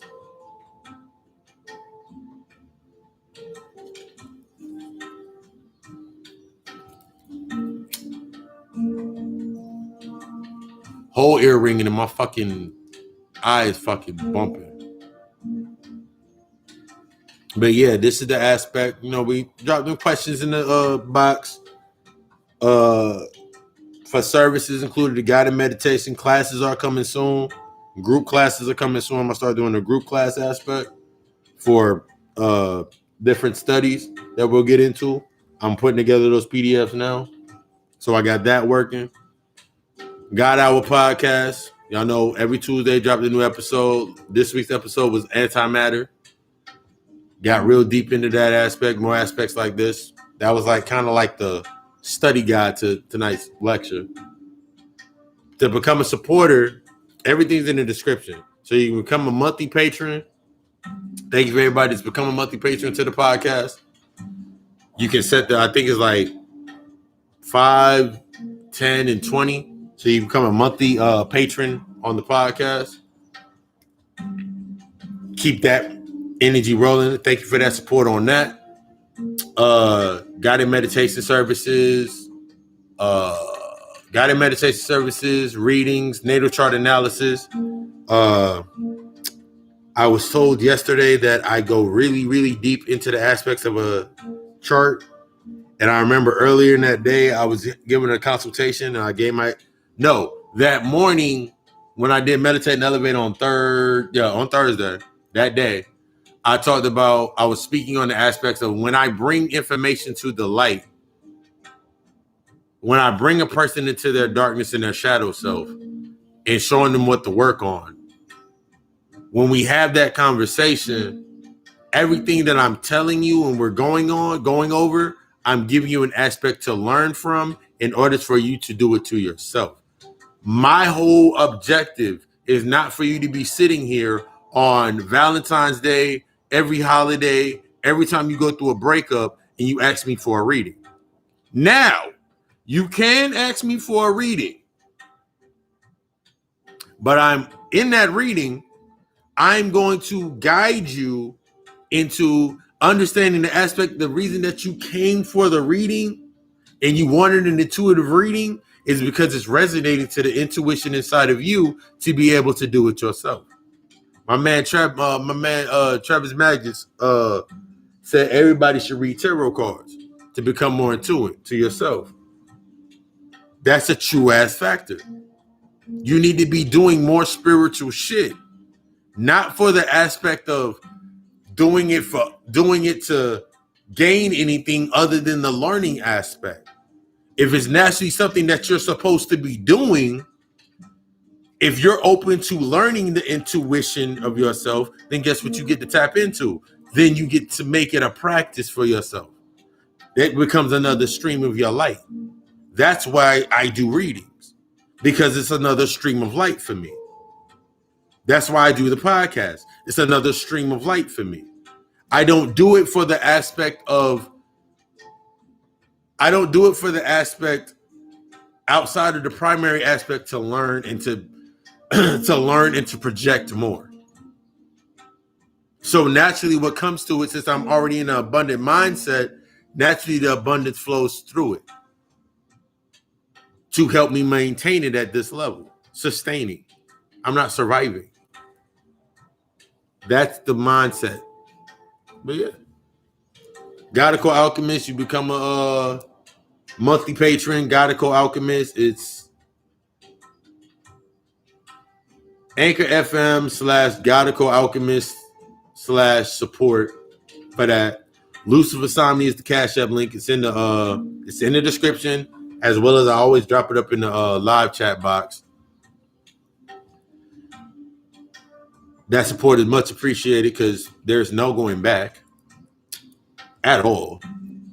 There is no, similar to what rap taught me and the drugs and all that shit and being in that lifestyle taught me, nigga, once you in that shit, there's no going back. You get in and you get out.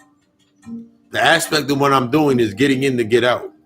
Every time that I have a lecture, my aspect is never to have to come. Putting this point out makes it almost impossible. Unless you just have questions about what I'm speaking on. But it makes it impossible for somebody to look at me and be like, so how do you feel about this? I have a body of work.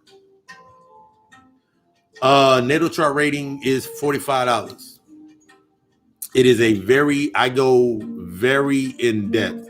If you go on my Facebook page, one of my recent clients, Rebel Starseed, we were laughing over how in depth I went into her chart. But yeah, it's $45. It takes me 2 to 3 days to put everything together, but I'm very in depth.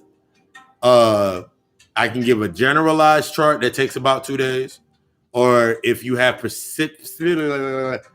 specific questions, like you want to know about your career is based upon your second house and your 10th house. Then I can give you the aspects. I can go in depth about the aspects of your career, not just based on where you're at now, but things that the reason why your career is probably why your path is probably not working at that level. So I get you more in tune with what you need to be doing actually, and we bring that to the light. Or you can do love question. What about my relationships? Why don't it ever work? I pull that out of your natal chart. Whatever questions, the more, if you give me questions, I can better tune and be more in depth with your chart and pulling those things out. Because with a lot of natal charts that I've come to notice is that they give you base information to make you feel good about yourself. They give you base information to make you feel good.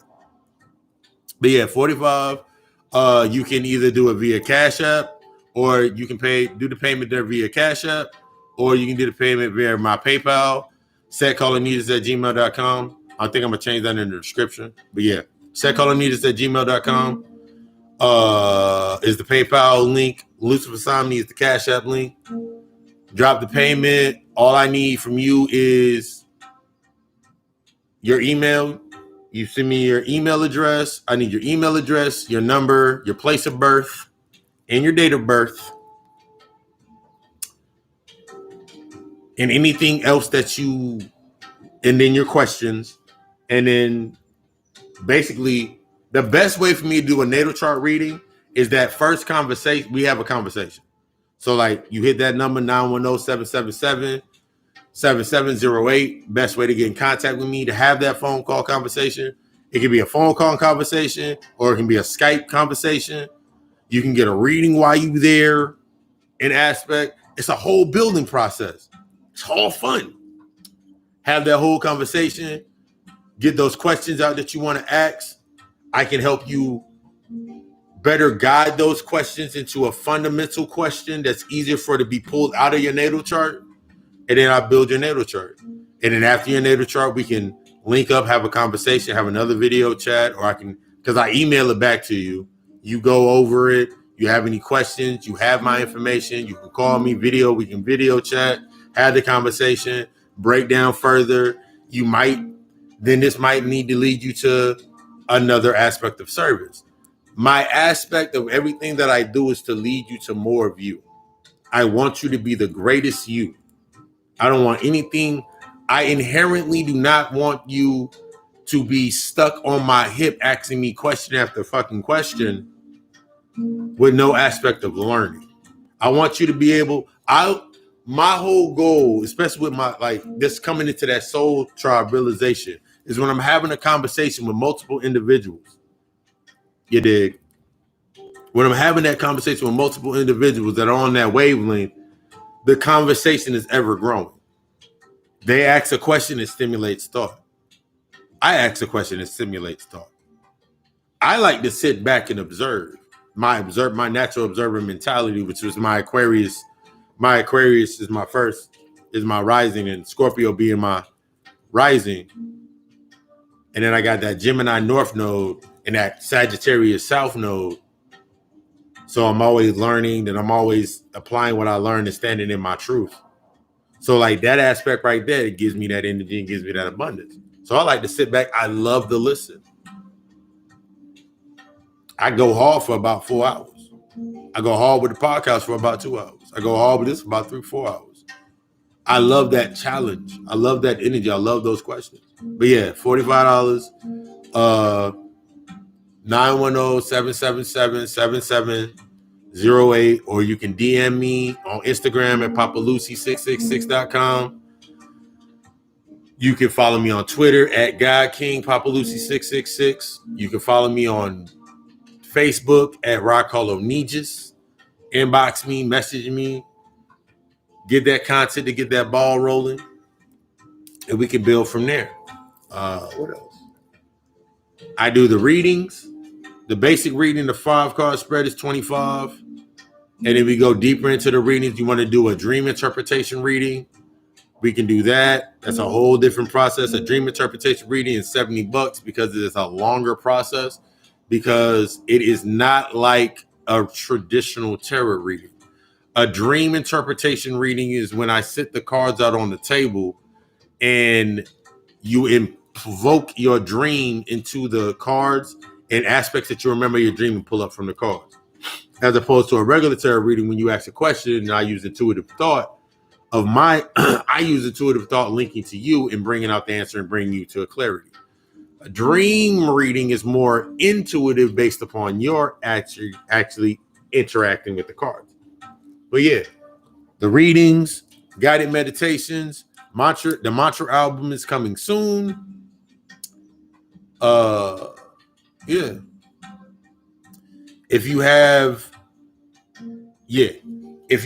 booking inquiries, because I am looking for spaces to actually start speaking in live and in person. Had that itch. I'm actually looking for places to speak live and in person. If you know of areas in your, areas in your space, where you're at, where you live at, hit me up at setcarlonegus@gmail.com. If you have personal questions and personal effects, if you have products, also on setcarlonegus.com, business inquiry wise.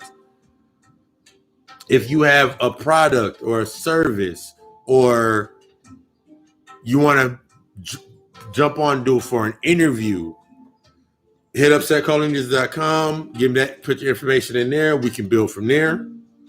When I do the plug talk segment on the podcast, I'll plug you into the plug talk. That becomes that aspect of that. The app is coming soon. I'm looking for people that want ad space in my app. To have ad space on my app is $200, but that $200 is a one-time fee. You ain't got to pay that shit. You only got to pay it one time. You get unlimited ad space on my app for $200. $200. You get unlimited ad space.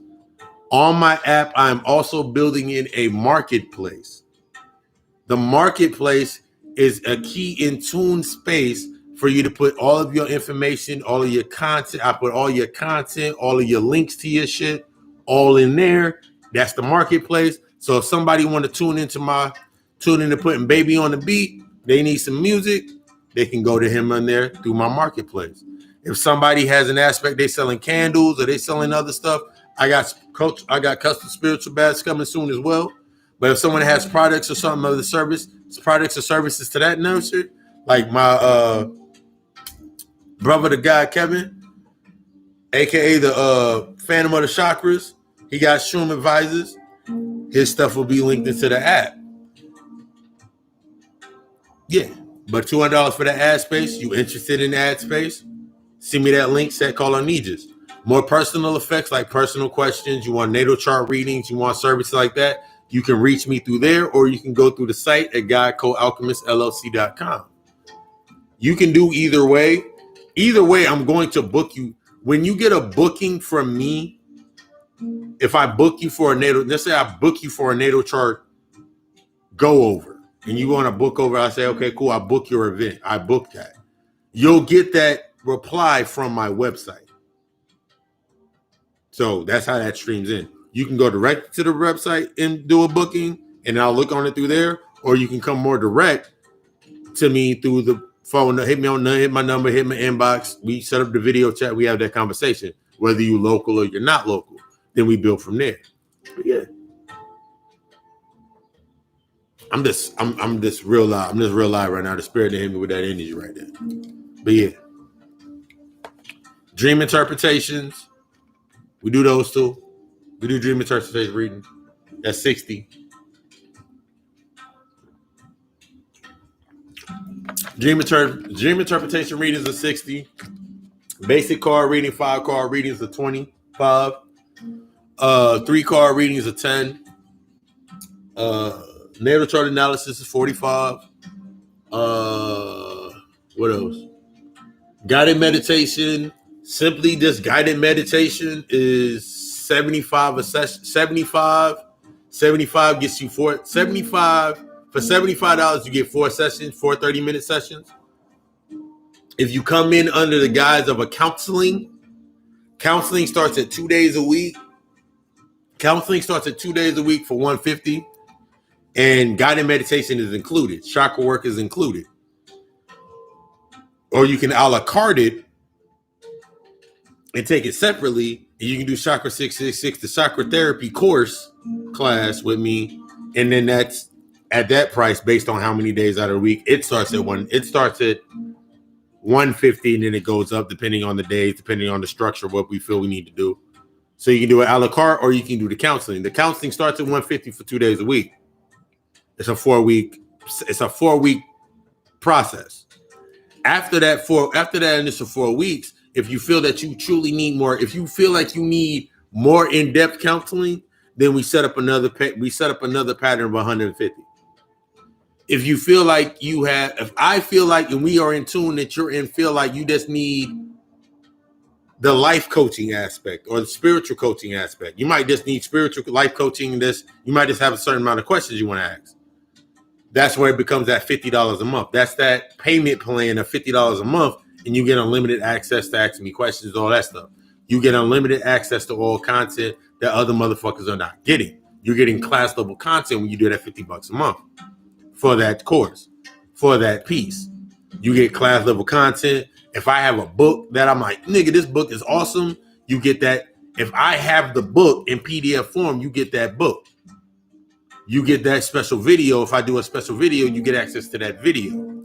All that's through the site. That's $50 a month.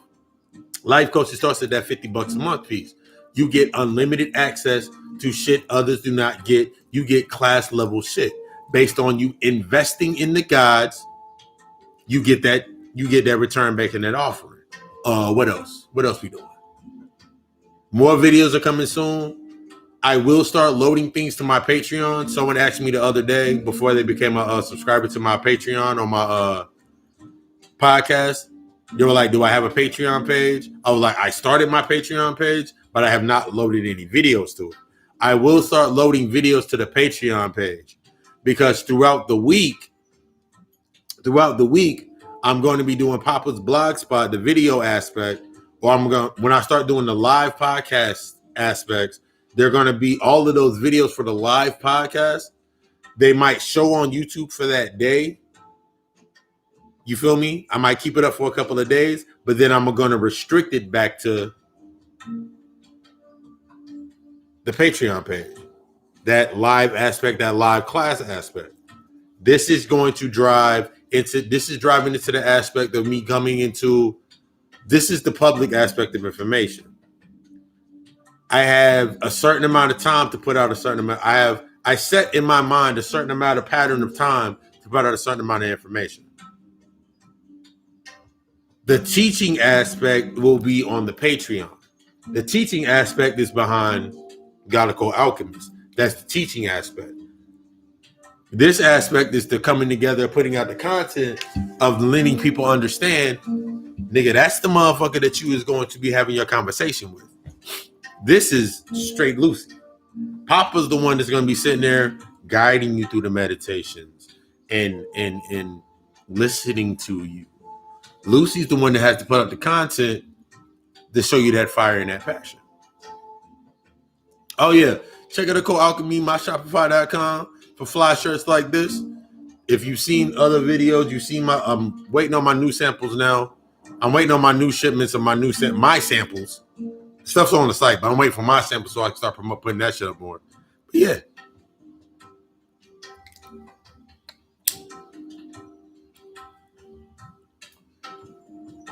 But I love you all, and I thank y'all for your support, that energy, that flow. Y'all coming in, y'all sharing, y'all shooting it out, y'all giving me the questions, y'all asking the questions. It allows me to continue. It allows me to continue stimulating that energy as I'm pulling it down. That's the best part. It allows me to keep pulling that energy down, and it putting you in a space. Think about, we in a good space right now. Think about it like this. We're in a good space. You can be anywhere right now on a Friday night, worried about some bullshit, but you right here getting some information to stimulate your pineal gland, to stimulate your heart chakra, to stimulate your chakras to get yourself in alignment and make that crown shine even brighter. So that's why you listening to the information, you're in the right space. By you getting the context every time you come back to it, you're in the right space. When you sharing the content, it's doing exactly what it's supposed to do.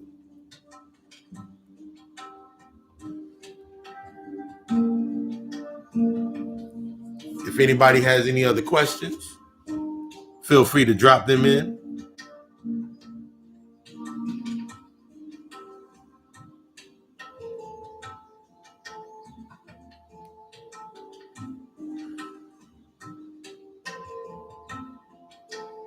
Oh yeah, Papa Lucy's Sunday service will be back this Sunday. It will be in a different. It might be. This is actually. It might be in a different location, but it will indeed be this Sunday. We will be knocking out.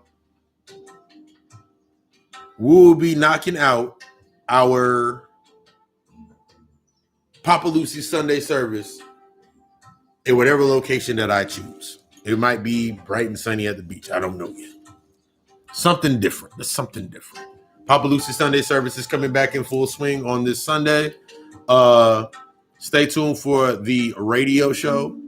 I am putting that in the works right now. I'm actually speaking that out into the existence because I already have an idea of the people I want on the show for the radio show, the live radio show, video aspect coming into that aspect. I actually have the people that I actually have the members of my soul tribe that I actually want to involve in the live video aspect, doing that connection on that. Because I need those different, we need them different perspectives. We gonna have, I'm feeling I'm feeling like the philosophy energy. I'm feeling like we need to start stimulating shit and making shit normal again. Like certain shit that we don't talk about, that we have conversations like this right here. We need to bring that. This is not going to be stayed on. It's going to be fully in that. So look for that in the works. The radio show is coming soon. If you're interested on wanting to have an interview, you have an aspect or a concept or an idea that you want to hear about on the podcast, send me the idea. Give me your thoughts. We are one. What else am I about to do? Y'all done got me to do 4 hours. But if there are no other questions, and I got you stimulated, got them juices flowing, that was my intention, to make you think. I want you to change the paradigm and the narrative, because it's imperative for us to do that. And the things that we view as how we viewed them, to be able to see through them. That's why I labeled this shit Blackface.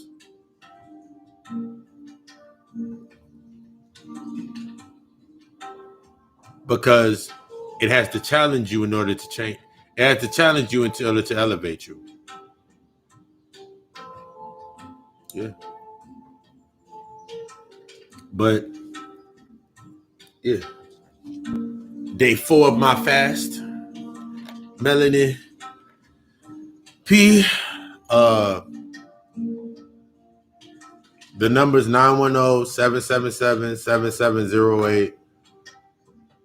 Everything else is in the link in the description. So if you're interested in a natal chart reading, going more into the information about the natal chart reading, go ahead and you can hit me up, text me on there, send me an email.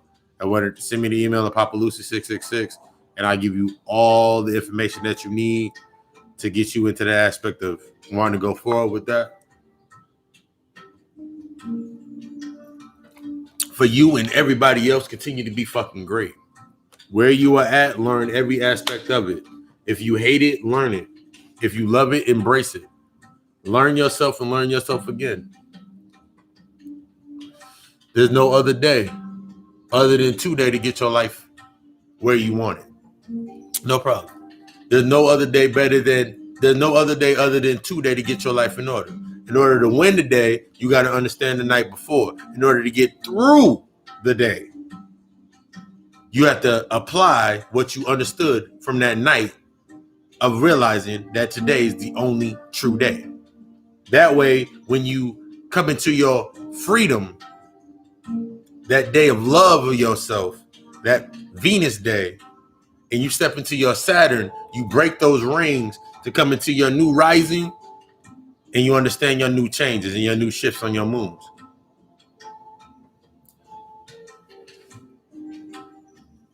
I love y'all. Actually, I'm feeling real. I'm feeling real good. So I'm gonna end up. I might set up the after hours, Papa Lucy's after hours. I might. What time is it right now? It's 12 o'clock. Give me about an hour. And I'll make that post known on my Facebook page. I'll make that post known on my IG page. If I'm if I'm gonna do the Papa Lucy's after hours, I might do a couple readings. So if you don't follow me yet, follow me on setcarlonegus. On my Facebook, follow me at Papa Lucy _666 on my IG to tune into that live, that dual live. Might do a couple of readings. If you're interested in a reading, you can hit me up for a reading, and I'll do your reading while this energy is flowing, while this energy is coming down. It's the best time to do the reading. So we'll set you up that video call for that reading.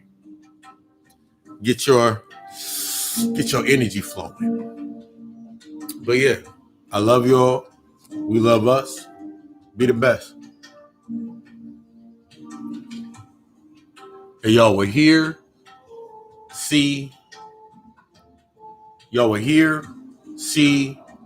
Or in some way, shape, or form, interact with the energy moving forward. Peace.